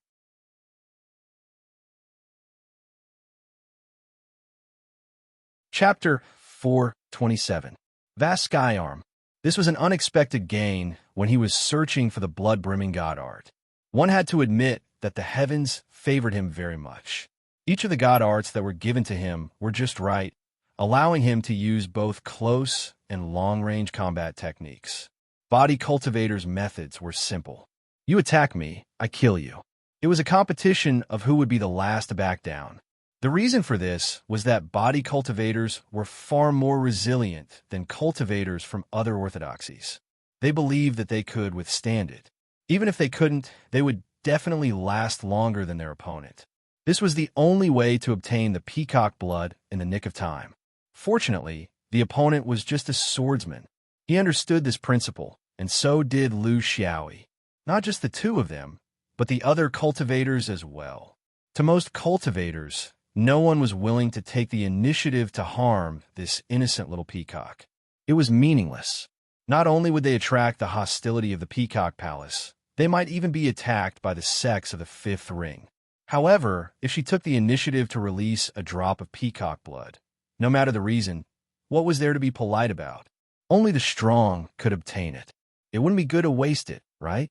However, their speed was obviously not as fast as the body cultivator and swordsman. These two were so fast that it was as if they knew that the peacock would release the peacock blood. There must be a reason behind this. The vast sky arm appeared abnormally quickly and stealthily. It appeared out of thin air the moment Lu Xiaoyi's flying sword left the box. In terms of speed and strangeness, it was even faster than his flying sword. However, this divine art did not have the ability to sustain itself. It could only be used once, and was far inferior to the flying sword. Lu Xiaoyi obviously wouldn't dodge it. He couldn't. Zhu Cheng flew out to intercept it. He wasn't pretending to be strong, but he didn't have enough time to release more defensive flying swords. He also didn't want to reduce the attack power of the Four Seasons for the sake of defense. The body cultivator was confident, and so was he. His single sword attack was so strong that even the inner sword found it difficult to block it. In a hurry, he didn't believe that the body cultivator could block it. Tumu's Dharma form was not a supernatural power, but the basic combat form of the body cultivator lineage. In the state of the Dharma form, the body cultivator's body and spirit would be greatly improved, and their endurance would be completely different from the normal state. It was especially effective against small and sharp weapons like the flying sword. On the contrary, they were afraid of the spell cultivator's large-scale spell damage. This was also part of the mutual restraint between the orthodoxies. Within the peacock plume dimension, the peaceful training instantly turned into an intense battle. It was a battle of life and death. But when one thought about the two parties involved, one was a ferocious swordsman and the other was a barbaric body cultivator, everything seemed normal. The fight between a swordsman and a physique elementalist was very fast. At this moment, the other cultivators did not have time to react, including the other two swordsmen and several body cultivators. They were not like Tumu, who had been scheming, and they were not like Lu Xiaoyi, who had seen through everything. Vast Sky, Long Arm, and Ju City, for Seasons, and Dharma collided almost at the same time. Tumu's sturdy Dharma form body was as fragile as paper under the attack of the Four Seasons. It was pierced through without any suspense and sank into his body. Tumu was both surprised and indifferent. He was surprised because his Dharma form's defense was as good as nothing, but he was indifferent because this kind of penetrating injury was like a mosquito bite to a huge Dharma form. But the Four Seasons were not mosquitoes. They were flying swords. They were flying swords with sword spirits. They even had the dual sword spirits of the Four Seasons and the Sea God. Lu Xiaoyi had already formulated countless combinations of tactics for his sword spirits. For example, against such Dharma forms, the Four Seasons sword aura would not be released after entering the Dharma form, and the Sea God would be the first to act. The powerful spiritual attack came from the Master's spiritual foundation, which was much stronger than other cultivators of the same level. Furthermore, the Sea God was a professional spiritual attacker, which targeted the body cultivator's biggest weakness, the spirit. Of course, body cultivators had their own weaknesses. No orthodoxy was unparalleled in all aspects. Every characteristic had its own shortcomings. Under the strong body was their relatively weak spirit. The spirit was not a mystery. These were two different concepts.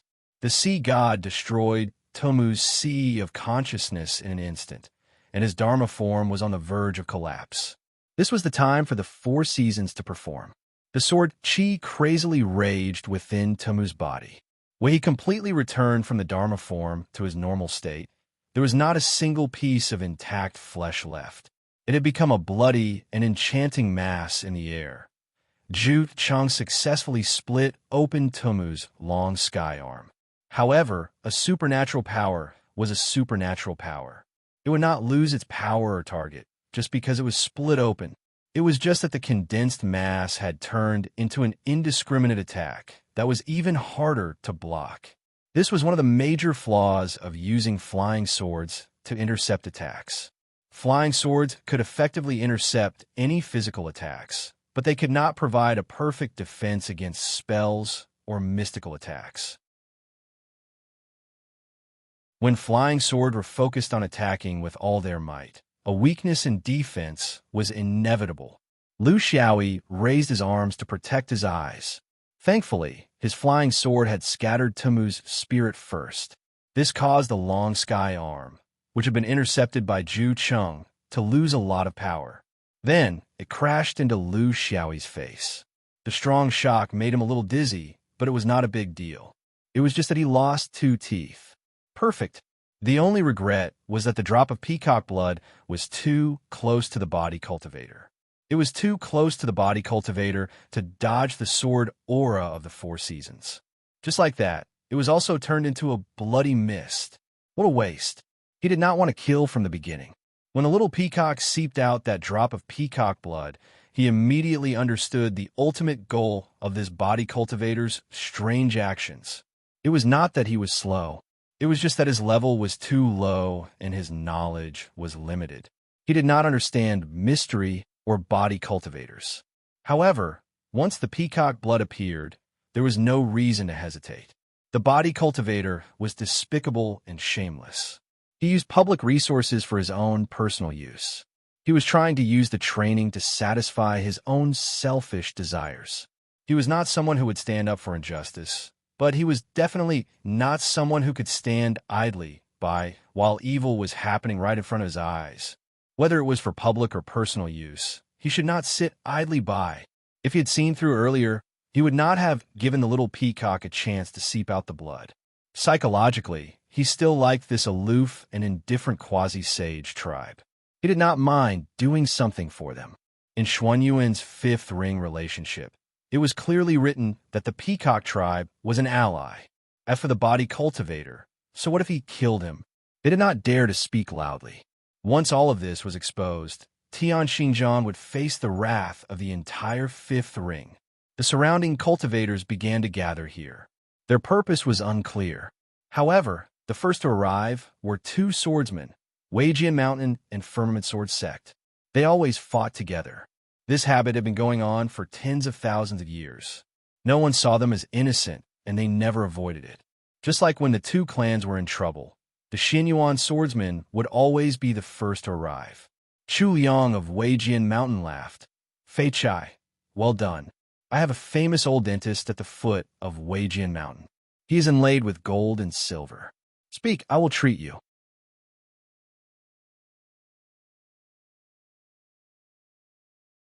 Chapter 428. Firmament Sword Sect's inner sword, Ting Feng, was much more composed. Junior brother, you're good. In all these years, I've never seen an external sword more handsome than junior brother, including those who think they're the real deal. Being composed didn't mean that he wouldn't step on others. In this aspect, inner sword was very natural. However, his next words were also very direct. They were all on the same side, so there was no need to beat around the bush. Junior brother's actions were so fast. Did you discover something in advance? Lu Xiaoyi didn't know how to explain. It wasn't that he wanted to hide it, but that he couldn't explain why he could see those mysterious lines clearly. The more he cultivated, the more secrets he discovered. Unfortunately, they were secrets that he couldn't explain himself, so he could only blame it on his intuition. That body cultivator is strange. This is my intuition. After cultivating for decades, I still have some understanding of mysteries. However, it's not the mysteries themselves, but something that I've concluded from countless incidents. Ting Feng laughed. Oh, this can be concluded? Junior brother, tell me about it. Lu Xiaoyi pretended to be serious. If there are 2 or more ways to do something, and one of them will lead to disaster, then someone will definitely make that choice. Specifically, there are a few aspects. First, nothing is as simple as it seems on the surface. Second, everything will take longer than you expect. Third, things that can go wrong will always go wrong. Finally, if you're worried about something happening, then it's more likely to happen. I'm worried that something will happen to that little peacock, worried that someone will covet the peacock blood, worried that this drill isn't pure. You've seen the results. The more worried I am, the more likely it is to happen. While chatting, Lu Xiaoyi felt that something wasn't right. It wasn't the cultivators from the various sects who had approached a certain range. They were only threatening and wouldn't really do anything. Under the rules of Peacock Palace, this was more of an expression of their attitude. The one that wasn't right was the little peacock. Ever since that drop of peacock blood had seeped out, she had been in a state of concentration with her eyes closed. If it was just a short recovery, then it was reasonable. However, after 10 breaths of time, there was still no movement. Something must have gone wrong. She should have stood up to preside over everything. Before Lu Xiaoyi could do anything, the space opened up and dozens of cultivators rushed in. They were all Yuanying and Jindan level characters. Obviously, the changes in the peacock plume space had attracted their attention. They were led by 3 members of the peacock clan, all of whom were Yuanying level veterans who had come to receive cultivators from all over the world. This kind of unforeseen event was completely out of their expectations. Ever since the Peacock clan had stabilized in the 5th ring, such a situation had never occurred in the Peacock Palace again. Everyone maintained respect for the Peacock clan. After all, how many quasi-sage clans were there that didn't ask for anything in return and only asked for something in return? What made them feel awkward was that the Peacock plume was the most sacred treasure of the Peacock clan. They couldn't fully control it because it had its own will, although this kind of will was rare. Due to their respect for this holy artifact and the peace that had lasted for tens of thousands of years, the Peacock elders did not pay attention to what was happening. They only glanced at it from time to time, and because of that, they lost the most precious time to intervene. Soon, the dozen or so Yuanying had a rough understanding of what was happening inside the space. They understood the 3 main characters involved. Little Peacock Mingyan had lost a drop of peacock blood and had fallen into a trance, temporarily unable to wake up. Tianxing Jian Tumu had been killed by the swordsman. The only one who was unscathed was Xian Yuan, who had only lost 2 teeth. He didn't seem to have much trouble with his external sword. His face was calm and collected, as if he hadn't killed a cultivator, but a cat or a dog. The periphery was already clear. Now, all that was left was the statements of the people involved. Although there were many people inside the space, there was still no clear conclusion as to what had happened. With the presence of the Yuanying Dao Masters, there was nothing for the Jindan to do here. However, the situation was still somewhat tense. 3 parties were entangled: Peacock Palace, Tianxing Jian, and Xianyuan Sword School. These 3 Yuanying Dao Masters were mainly involved in the discussions. The cultivators of the other sects were spectating, so it wasn't good to avoid them. After all, this also involved everyone. Lu Xiaoyi really wanted to privately communicate with the martial uncles and martial ancestors who had come in, but he didn't have the opportunity. From start to finish, Huang Tao and the 2 Jindan members of Xuan Yuan's group didn't have the slightest intention of using their spiritual sense to ask him. Lu Xiaoyi immediately realized his own pettiness. Inside the space of the peacock plume, what kind of small movements were there that the Peacock clan didn't know about? Private communications would instead show that they had ulterior motives. They weren't as good as the Great Dafa. In any case, to the Xianyuan swordsmen, what did killing a foreign sect disciple count for? They killed every day, especially when it was a body cultivation orthodoxy that had good relations with the southeast region and the supreme region. The 3 elders of the Peacock Palace were in charge of asking. This was their right. One of them stared at Lu Xiaoyi, causing him to not have any intention of deceiving or hiding anything. However, his words were neither biased nor biased, with no obvious likes or dislikes. Little friend cigarette, but what happened inside the space just now? Why did you need to fight? Why did Ming Yin faint? Why was Tilma beheaded? We need an answer. We hope little friend can answer truthfully. On the contrary, Lu Xiaoyi was very relaxed. He believed that the Peacock Palace should give him a reward. With so many great cultivators and Dao Masters present, could the truth be concealed? Good, I'll let everyone know. The matter is like this. Thereupon, he recounted the matter from beginning to end. There was nothing to hide. He was confident that he was upright and wasn't afraid of a crooked shadow. No one could wrongly accuse him. You're just an insignificant foundation establishment cultivator. What ability do you have to clearly see the transmission of mysterious energy? Now that you're saying this, it's nothing more than the person involved being unconscious and dead. No one will come to confront you, so you're spouting nonsense here. You said that Tumu had evil intentions and coveted the peacock blood. Who can prove that it wasn't you who did it? Since you can discern the mysterious energy, you can naturally do something to it. You're the one who did it, yet you're slandering others. Is this the tradition of Xianyuan? The one who spoke was a Tao master from the same sect as Skywalker. His own disciple had been beheaded. He was already dead, yet he was still being accused of blasphemy. How could he endure it? He wasn't deliberately trying to hide it. In fact, there were indeed many layers of fog and contradictions. Moreover, no one in the Skywalker sect knew about Tomu's true situation. On this point, in order to protect his reputation, Tomu was very careful and never revealed it to anyone. Beside him, a few Yuaniing nodded in agreement. Needless to say, they were all from the Dharma lineage. Supreme, three pure ones, and others who couldn't stand the Sword Vein's domineering behavior. The Sword Vein was indeed sharp and iron-blooded, but it was also because of their character that they had offended a lot of people. They couldn't have it both ways. Between belligerence and networking, they could only choose one.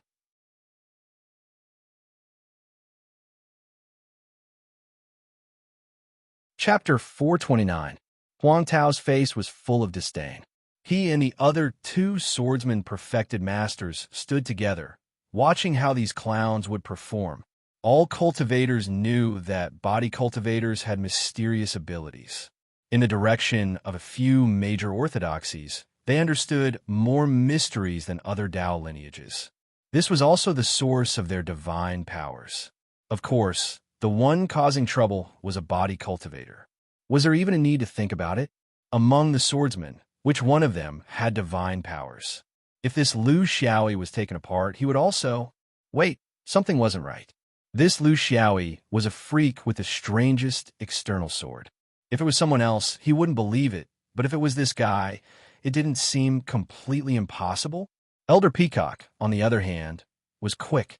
He spread out a few mysterious connections to the dozens of Foundation establishment cultivators who were watching the show not far away. Since you have this ability, tell me now, how many people have I established a mysterious connection with? Lu Xiaoyi didn't hesitate. 8.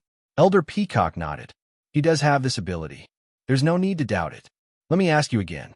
Since you could see Tomu's abnormality, why didn't you stop him at that time? Or inform Mingyan? Lu Xiaoyi smiled bitterly. Shangjin, I know the truth, but not the reason. Although I can see the mysteries, I can't understand the meaning behind them. How to know if it's good or bad? Anyway, if little Peacock can accept it, then I can only take it as his good intentions. There's nothing wrong with that, right? Elder Peacock was non-committal. Why must you kill Tomu? Is there no better way? Even if you hand him over to us, as you said, he won't be able to escape the punishment he deserves. Why take the risk? Lu Xiaoyi was embarrassed. This disciple has been in Xianyuan for dozens of years, but they didn't teach me anything else. They only taught me to kill, not to save. Moreover, this disciple didn't want to kill at first, but that body cultivator went all out. When I panicked, he went all out, so I had no choice but to go all out. Huang Tao and the other two Xianyuan cultivators were embarrassed. He spoke of Xianyuan as if it was a demonic sect. Elder Peacock continued, You said that the last drop of peacock blood was scattered by the sword Qi. Why did you do that? Lu Xiaoyi said innocently, I didn't want to scatter it either. You know that at my level, I can only release it, but I can't take it back. I'm not good at controlling it. If I could control it, of course I'd keep it as a souvenir for myself. Oh no. I'd offer it to all of you to seek the truth. Lu Xiaoyi's testimony was very comprehensive, and there were no big loopholes. Moreover, the reputation of body cultivators in this area was indeed very bad. For the sake of their sacred art, they would really do anything. The few enlightened masters once again questioned every single Foundation establishment cultivator present. There was nothing out of the ordinary. Before the unforeseen event, they indeed did not sense anything. After the unforeseen event, the drop of peacock blood had indeed flown towards body cultivator Tomu. This was something that everyone had seen very clearly. The three peacock elders were still discussing in low voices. Tian Xinjiang was already feeling a little frustrated. According to what the little swordsman said, Tian Xinjiang would never be able to wash away the sh*t on his head. This was a matter of dignity. It was not only the dignity of body cultivators, but also the dignity of their allies. One of the three pure ones, Jin Dan, was a little anxious. He did not care that there were so many enlightened masters present and suggested, "The crux of this matter is that drop of peacock blood. Was it Tumu spying on it? Or was it the hidden desire of the cigarette? Or was it that the other cultivators present were also involved? How about this? Why don't we let the enlightened master of the Peacock Palace conduct a test to see who among the 53 Foundation establishment cultivators here possesses the sacred art of the peacock blood? I heard that the Peacock Palace has not given away any peacock blood for hundreds of years. Then, with the age of the Foundation establishment cultivators here, whoever possesses the sacred art of the peacock blood is the murderer. That person is the instigator. This was a method that was not a method. What if no one had it? It was almost certain that this was the case. Then this method would not solve any problems. But there was still a trace of possibility. One of the peacock elders began the test. This matter was very simple for the peacock race. If a human cultivator obtained a sacred art through the peacock race, the existence of the peacock blood would not disappear for 200 years. It was very real and could not be faked. The test was carried out very quickly because everyone was selfless, except for one person, Lu Xiaoyi sighed. He had a premonition that he had shot himself in the foot this time. The elder performed a simple test, using a mysterious bloodline to wipe his body. His expression did not change at all. But soon after, the other two peacock elders also used the same method to target him. This time, everyone present could see that something was wrong. It was actually a thief pretending to be a thief. This guy's acting was too good, right? His lies were also very imaginative. This unexpected result made the cultivators on Tian Xinjiang's side very excited. How many years had it been since there was such a scandal in Xinyuan? To the swordsmen, they were not afraid of making mistakes, killing people, or coveting the peacock blood. The key was that what was done was done. There was nothing to be afraid of. As long as Lu Xiaoyi dared to say that Huang Tao and Wei Jianshan, the enlightened master of the firmament sword sect, would definitely ensure that he walked out of the peacock plumed space safely. This was Xuanyuan's tradition. They would never allow their disciples to be humiliated in front of outsiders. As for how to deal with it after leaving, how to explain to the Peacock Palace whether to punish or kill, it would be decided by the Thunder Palace and the Soaring Heaven Pavilion. Xianyuan did not have a trace of guilt towards Tian Xinjiang, but it was different towards the Peacock Palace. The Peacock race was Xuanyuan's hidden ally. This relationship had been established for tens of thousands of years. It had been like this since the Peacock race came to the fifth ring. There were many deep background factors involved. What Huang Tao couldn't stand was that cigarette, but had actually targeted his own people and even lied and shirked responsibility. Shirking responsibility was one thing, but he was also exposed. With such irrefutable evidence, he did not even know where to start explaining. The enlightened masters of Wei, Jianshan, and Firmament Sword Sect were also in a difficult position. They could not say anything. They still needed Huang Tao to decide. Should they fight or admit their mistake? This was the question. But there were also those who were gloating. For example, the enlightened master Three Purities purposely opened his mouth in surprise. Xinyuan Sword Sect has really improved. Previously, their swords were sharp. Now their words are sharp. After killing someone, they still want to slander him.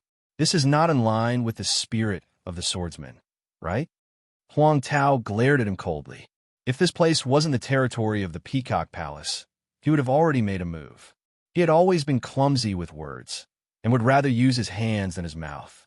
But now, this damned cigarette made him feel like he had nowhere to put his old face. He didn't know what to say to get rid of everyone's disdain. But the Peacock Elder was calmer than him. She knew that the Peacock race and the Xianyuan swordsman had an inseparable relationship. Little Peacock Ming Yin was not dead. She just fainted because of the peacock's blood. This process would take at least a few years, at most a few decades, and she would wake up. The conflict between the two races was not irreversible. But Tian Xingjian was caught in the middle. It was a big problem. They lost a cultivator. He was the victim. If they wanted to find out the truth, most of the sects here would agree, it could not be solved privately. She was still calm, but more serious. She faced the culprit. What else do you have to say?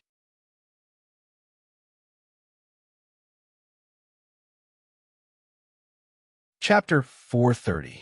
Lu Xiaoyi had a premonition about this. Before, it was still a little vague, but when the flying sword shattered the peacock blood, he was sure.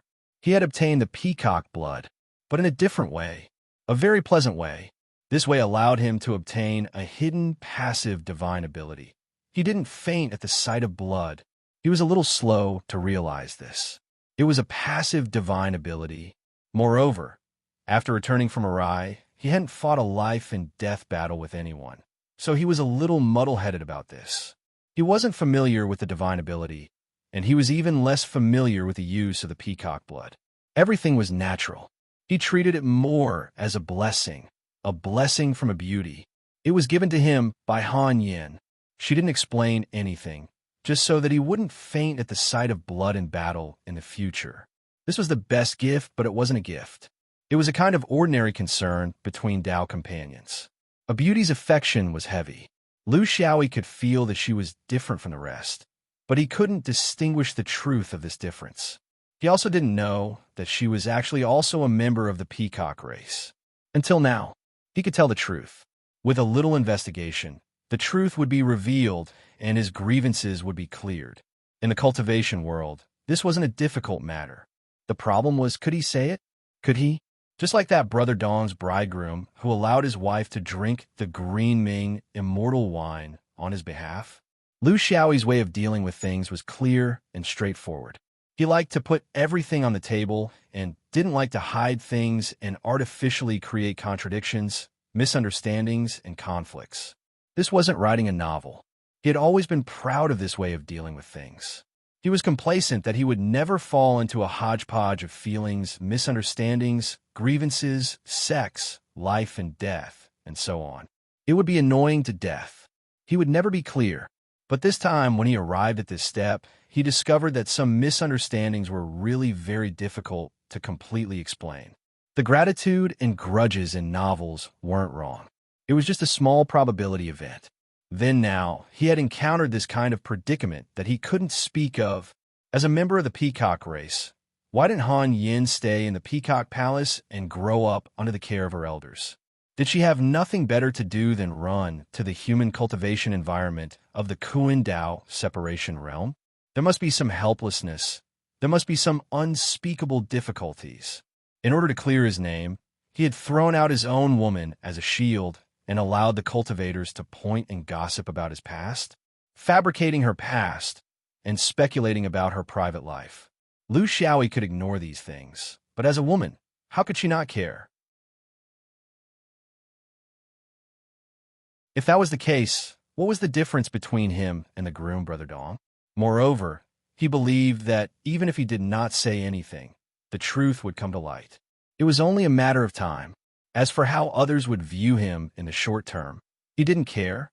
Thus, he remained calm and looked at the group of perfected Jindan.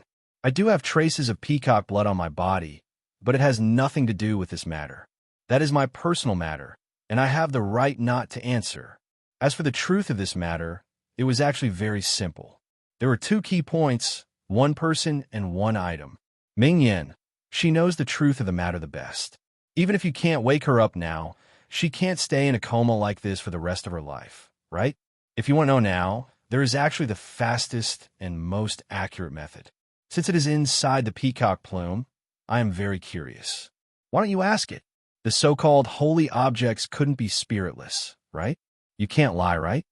Lu Xiaoyi boasted shamelessly, and the cultivators around him looked at him as if they were looking at a fool. Regarding the peacock plume, a mere foundation establishment cultivator like him knew too little. In fact, it was not only him. Every foundation establishment cultivator was unable to understand the entire cultivation world because of their age and level. There were too many unknowns that they were not clear about. This was a holy object. The spirit of the object was at least in the realm of a monarch or even higher. This kind of holy object would not do whatever you asked it to do. There was a price to pay, and it was not an ordinary price. It could be done by placing some spirit stones and spirit vigor. Among the similar objects that he knew, the most common price was the death of the schemer.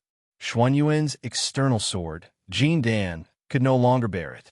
There were some words that Marshal Uncle Huang Tao couldn't say, so they had to say it.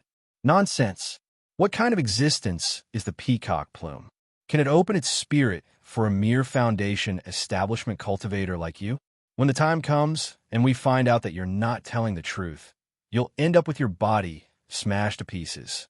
Now that things have come to this, as long as you tell us the truth, Peacock Palace is not an unreasonable place. We can always find a way that everyone can accept. When a disciple lost face outside, the way all the major sects dealt with it was to bring them back and deal with it themselves. Face could not be lost outside. This was the principle, especially Xianyuan. The meaning behind Jin Dan's words was already very clear. He wanted to confess a little and be vague about it. When there were not so many people around, he would discuss it with Peacock Palace in private.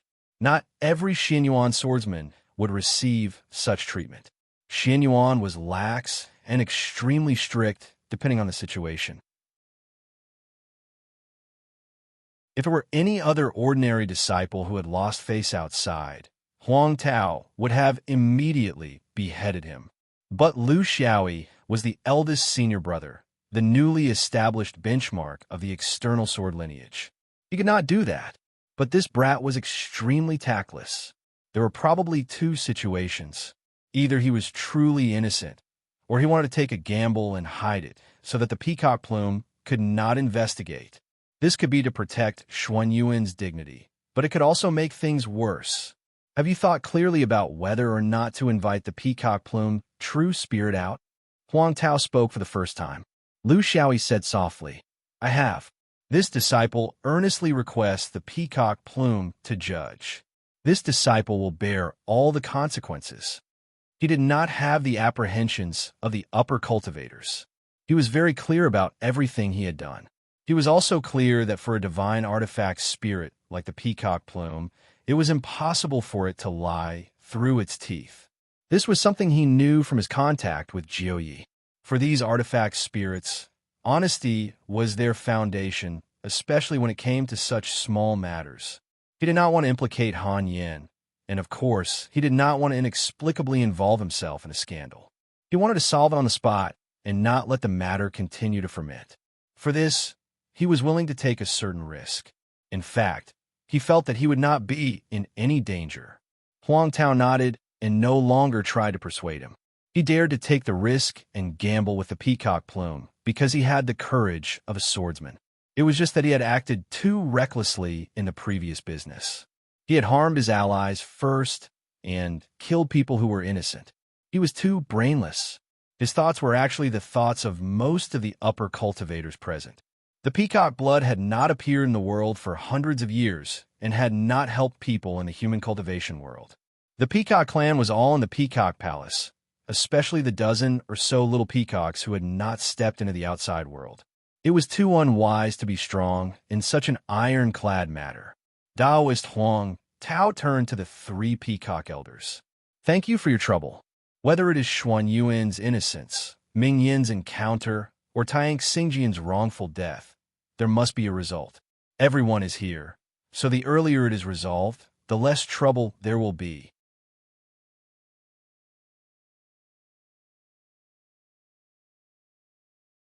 Chapter 431. The three peacock elders were forced into a corner, but they had no choice. Whether it was the sword range or the Dharma range, they had to see the outcome of the battle. This made it difficult for them to speak. They were suffering because of the peacock plume. To outsiders, the peacock plume had a weapon spirit. This was both right and wrong. Only the higher-ups of the peacock clan knew the real secret. In reality, the peacock plume did not have a weapon spirit of its own. Its so-called spirit came from the spirit of the peacock plume itself. It should not be called the peacock plume, but the phoenix plume. It was a feather from the neck of a real, primordial sacred beast, the phoenix. It was also one of the most spiritual feathers. After plucking it, it became the Peacock clan's sacred weapon. Of course, the phoenix must have given it to the Peacock clan on its own accord. It was not forcibly plucked from the Peacock clan and left as the clan's treasure. Even the Peacock clan did not know the reason for this. However, since it was a spiritual feather from a primordial sacred beast, it must have inherited the phoenix's consciousness. This consciousness did not stay in the peacock plume most of the time. Instead, it was nourished in the phoenix's body. In the end, although the peacock plume space was magical and its abilities were mysterious, it operated on instinct most of the time. It was not always in a conscious state. This was the reason why the three peacock elders did not mention the peacock plume to determine the truth of the matter. If it was the same as a normal spiritual treasure, they would not have thought of this. Why would they need an ant like Lu Xiaoyi to remind them? The three peacock elders' conversation went like this. The secret of the peacock plume is related to the safety of our smoky peacock clan. It must not be exposed.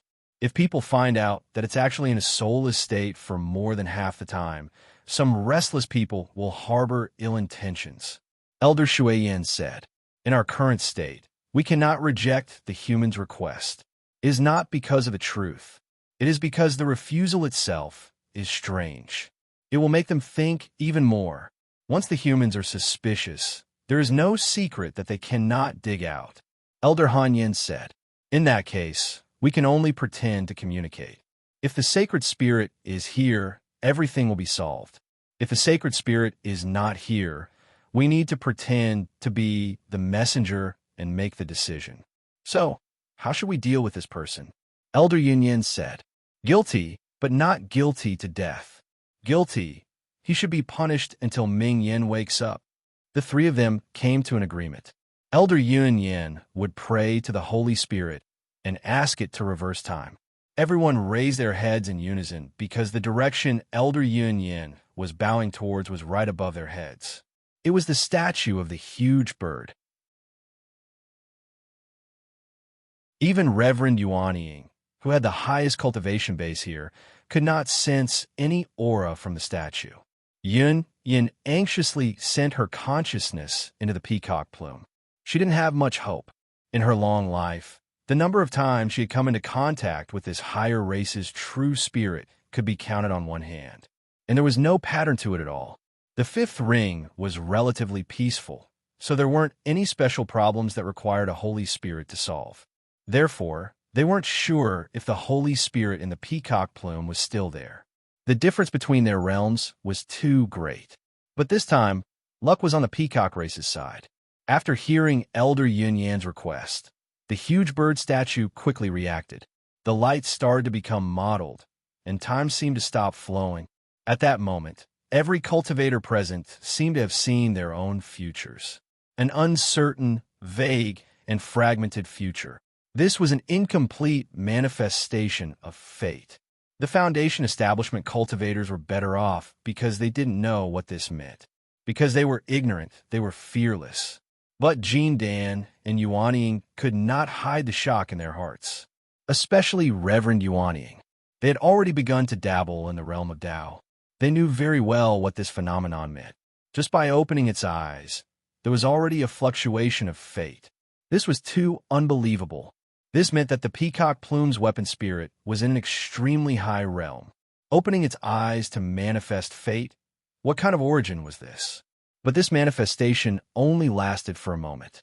Immediately after, fate dissipated, and the huge bird statue began to move. It wasn't moving. In its own space, it didn't need to move. Instead, it began to flap its wings slowly. Amidst the light and shadow, it was extremely elegant. There was no pressure, and there were no restrictions. But everyone, including the humans, did not dare to act rashly. They all understood one fact. In terms of strength, their lives might depend on this single flap of the huge bird. The three peacock elders returned to their original forms and prostrated themselves on the ground.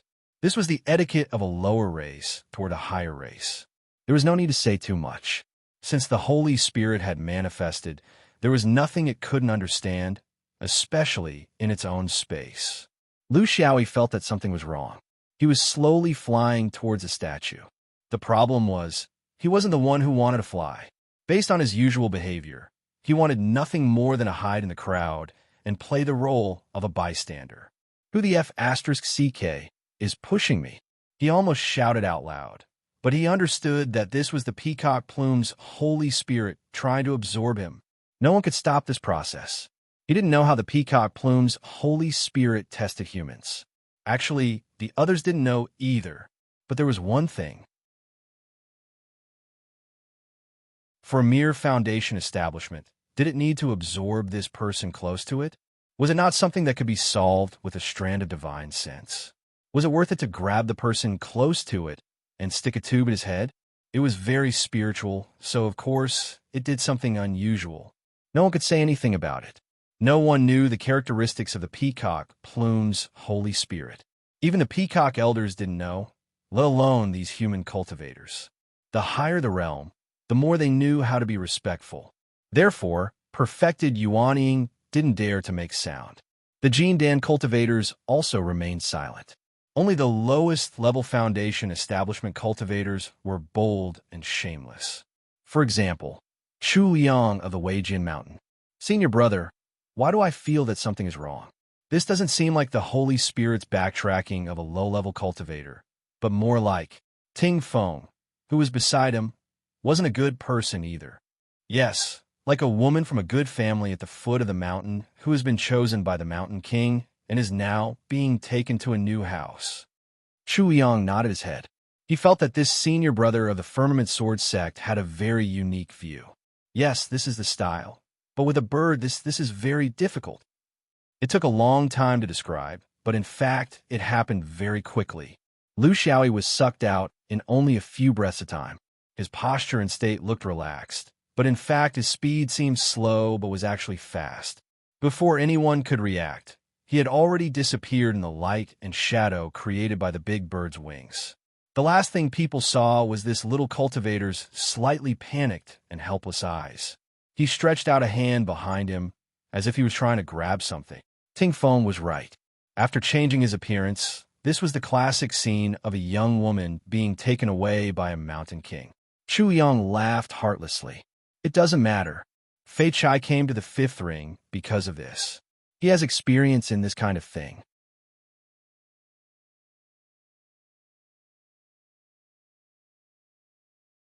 Chapter 432. Reverend Huang Tao's face was ashen. In Xuanyuan's code of conduct, being ignored was the most unacceptable. Even if this disciple deserved to be killed, he had to do it himself. However, he could not do anything. There were too many things holding him back. Even though he was skilled in sword techniques, he did not know who to stab. How many years had it been since he had endured such humiliation? And all this was for a disciple who was full of secrets and evil intentions. He felt that it was not worth it. Thus, he asked the three peacock elders, will the Holy Spirit's judgment be quick? Or will it take a few days? Or is it a form of punishment? How would the three peacock elders know? They were also confused. However, they could not say that they could not control their own race's sacred item. Otherwise, they would be looked down upon. Elder Yin could only delay. Yes, the Holy Spirit has a unique temperament. The simpler things are, the more troublesome they are to deal with. Fellow Taoist, you should know that it is too empty. With our experience, it will take at least a few days, right? But rest assured, after the drill, there will be definite news. We will not leave with doubts. She said this with gritted teeth. As for how long they would have to wait, how would she know? If there was still no news from the Holy Spirit after the drill, she would have to make up a story. Fortunately, there was a general basis of facts, so it could not be too outrageous. It was impossible for the Holy Spirit to be completely innocent. Otherwise, the Holy Spirit would not spend so much effort to take him away. With the Holy Spirit's level, how could it pay attention to such a low-level existence? There was not even a chance of change, such as appreciation or interest. Would a mortal be able to appreciate a floating insect in the water? According to the Peacock Elder's judgment, the crime was not punishable by death. Otherwise, who would be able to resist a death order? It was most likely a form of punishment that would take some time. Would he be sent to some unknown space to do manual labor? Or a servant? Or something else? They could not understand the thoughts of the higher races, so they could only guess. This was the common judgment of most of the upper cultivators present. There was no need to talk about right and wrong. This was the peacock plume combining right and wrong with punishment, resolving everything together. It was good. At least this way, Xianyuan, Peacock Palace, and Taiyang Xingjian would not have any open disputes. As for the future, they would go wherever they went. The peacock plume space that they had entered was one of the 9 spaces created by the peacock plume.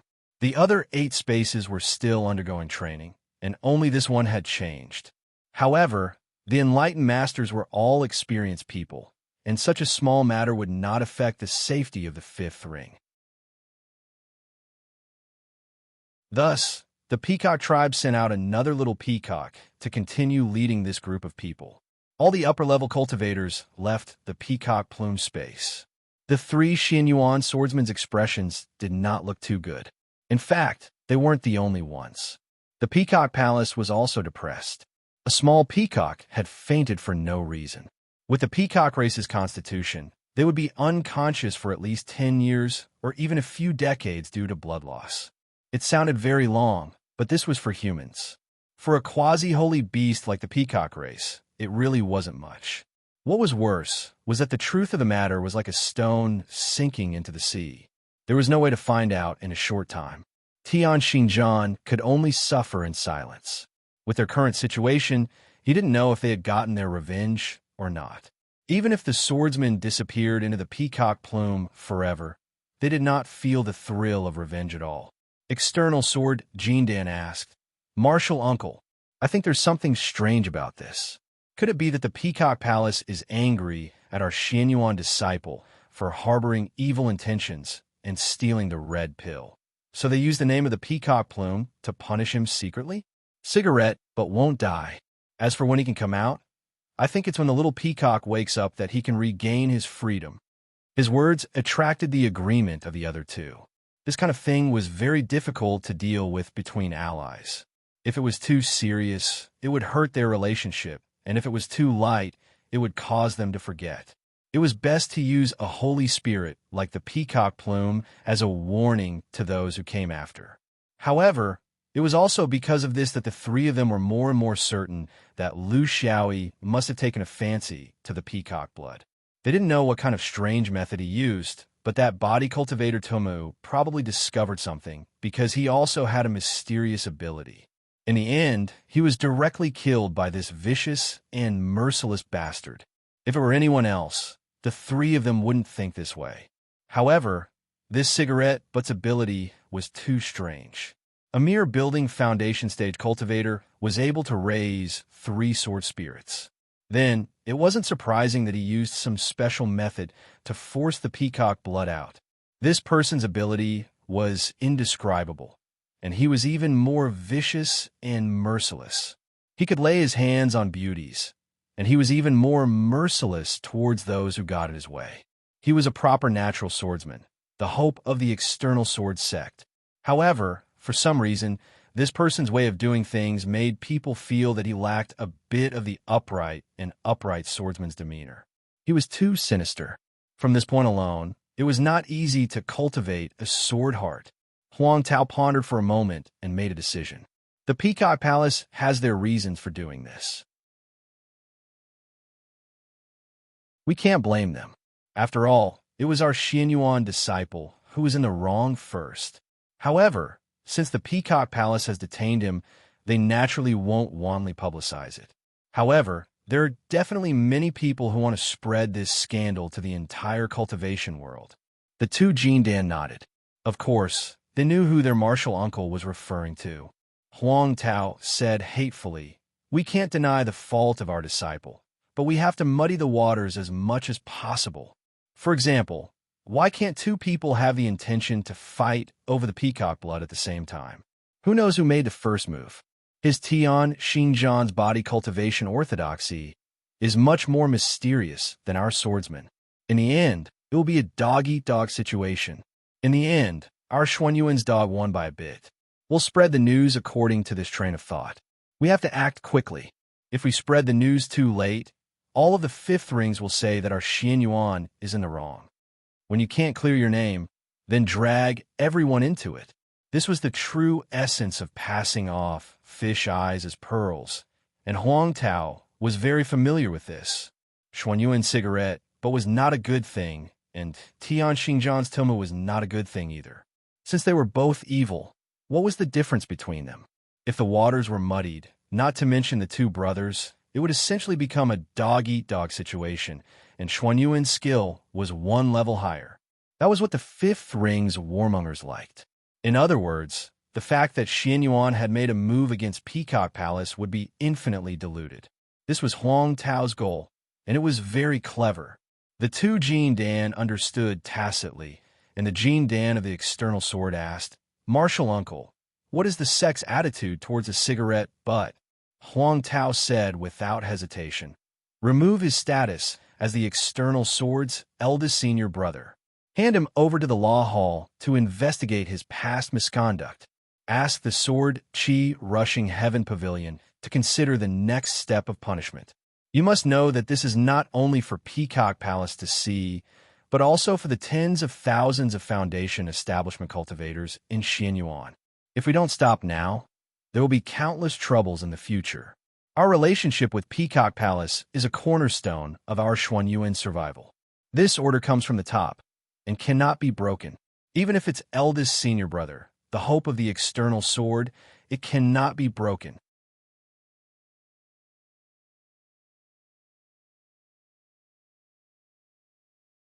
Chapter 433. Rain fell from the sky, lingering like silk and trickling like a stream. It was raining again. This was already the second time Lu Xiaoyi had entered this strange space. The first time was in Jiuye's realm of 9 palaces, and it was also an endless drizzle that made people feel strange. It was the same this time. Didn't these high and mighty people have other astronomical phenomena? For example, a gust of wind, thunder, or something like that. Why did they have to insist on the rain? He had already been in this space for several hours. He didn't feel anything else, but his mouth didn't feel too good. It was leaking air and rain. Fanya had left for a period of time, and he missed it. He was here to be interrogated, and he had long been prepared to open his heart. However, after waiting for a moment in this inexplicably gray and hazy space, nothing unusual happened. What was he dawdling for? Was it very troublesome for the peacock plume to deal with him in this realm? There was no consciousness to care about him. There was also no soul-searching as he imagined. He was suspended in this strange space alone. His companions, opponents, and upper cultivators were nowhere to be seen, and he was trapped here alone. It didn't make sense. He knew that this was the peacock plume's consciousness. The problem was there had to be a distinction between right and wrong, right? He had to be sent out, right? He couldn't just leave him here without a care. What was going on? There was no movement. It was just this annoying rain that kept falling. Lu Xiaoyi controlled his temper and waited for another 2 hours. Still, nothing happened. He felt that he should say something. He couldn't be like Jiu Yi, who pulled him in and went asleep, right? Senior Peacock, disciple Xianyuan Lu Xiaoyi, waiting for your investigation. Lord Sacred Spirit, is there any problem that I need to cooperate with? Dead or alive? If you want to kill me or cut me into pieces, please say something. Senior, wake up, Lu Xiaoyi added, but he was very clear in his heart that this matter was unusual. It seemed to have exceeded the normal rhythm of solving problems. With his realm, he didn't have the chance to come into contact with such a high-end existence. However, with Jiu Yi in front of him and the introduction of many books, he could roughly understand the normal process of a high-end world spirit artifact spirit. To be honest, there was no need to pull him into a separate space. There was no need to go through so much trouble to investigate the peacock blood incident. It was just a matter of the artifact spirit looking back. In other words, it wasn't that the artifact spirit had fallen asleep. Rather, it had intentionally pulled him into this isolated enchantment for an unknown purpose. He didn't know what was happening outside, but he also understood that this place was probably not a place that outsiders could barge in, and they might not really barge in. Other than himself, no one else could help him. But in the face of an empty void, what could he do? He didn't have the strength to do anything. What's more, what's the point of him being in the Foundation establishment stage? In the original space, at least there was a celestial body and a statue to study. But here, there was nothing but a void. There was nothing except for the endless drizzle, which made people upset. As time passed, Lu Xiaoyi realized that the people outside might not have the ability to save him. He had no choice but to use all sorts of methods to save himself. Or to put it simply, he had to use all sorts of methods to attract the attention of the owner of this place. The issue of the peacock blood was no longer important. Things were developing in a completely unfamiliar direction. He first flew straight in one direction, but after a moment, he gave up on this futile effort. In the space of an almighty being, flying was destined to be meaningless. A small cultivator who didn't understand space would only fly in circles for a lifetime. Then he began to attack with his sword in the space, attacking aimlessly. He even released the sword spirit to sense. Unfortunately, the sword spirit was at the same level as him. What he didn't understand, the sword spirit also didn't understand. Lu Xiaoyi understood that in this place, all actions that relied on strength were meaningless. It was like a small ant trying to display its slight skill in front of an expert. If he wanted to attract the attention of the owner of this place, he could only use other methods. For example, he began to recite poems. Of course, it was plagiarism. In his previous life, there were countless literary classics that he read aloud, shaking his head and wagging his tail. He didn't ask for appreciation. Even if someone scolded him for plagiarism, he only needed to say something. Unfortunately, the owner of this place didn't seem to be interested in literature. After these kinds of attractive actions, several hours had already passed. Still, no one bothered with him. His patience had also been exhausted in this kind of waiting. He didn't care too much about his image anymore. He also didn't care about the issue of respect. Since they didn't accept his good intentions, then he would do something disgusting. Did he need to consider life and death in this place? It didn't seem to be necessary. He wasn't afraid of loneliness. But loneliness in the void of the universe and loneliness in a sealed space were two different things. The former had the companionship of the stars, the passing of meteors, and all kinds of hidden dangers, so he wasn't lonely. But here, it was like a life in a bottle. It could drive people crazy. Under this kind of terrifying possibility, there was nothing that he couldn't do. Who cared about respect? In the continuous drizzle, Lu Xiaoyi took out a sprinkling tool and fiercely released water. This time, there was a response. It wasn't a sound message, but the water suddenly rolled back and splashed on Lu Xiaoyi's face. This blow to the head made Lu Xiaoyi's mood very happy. At least he knew that there was someone observing him here.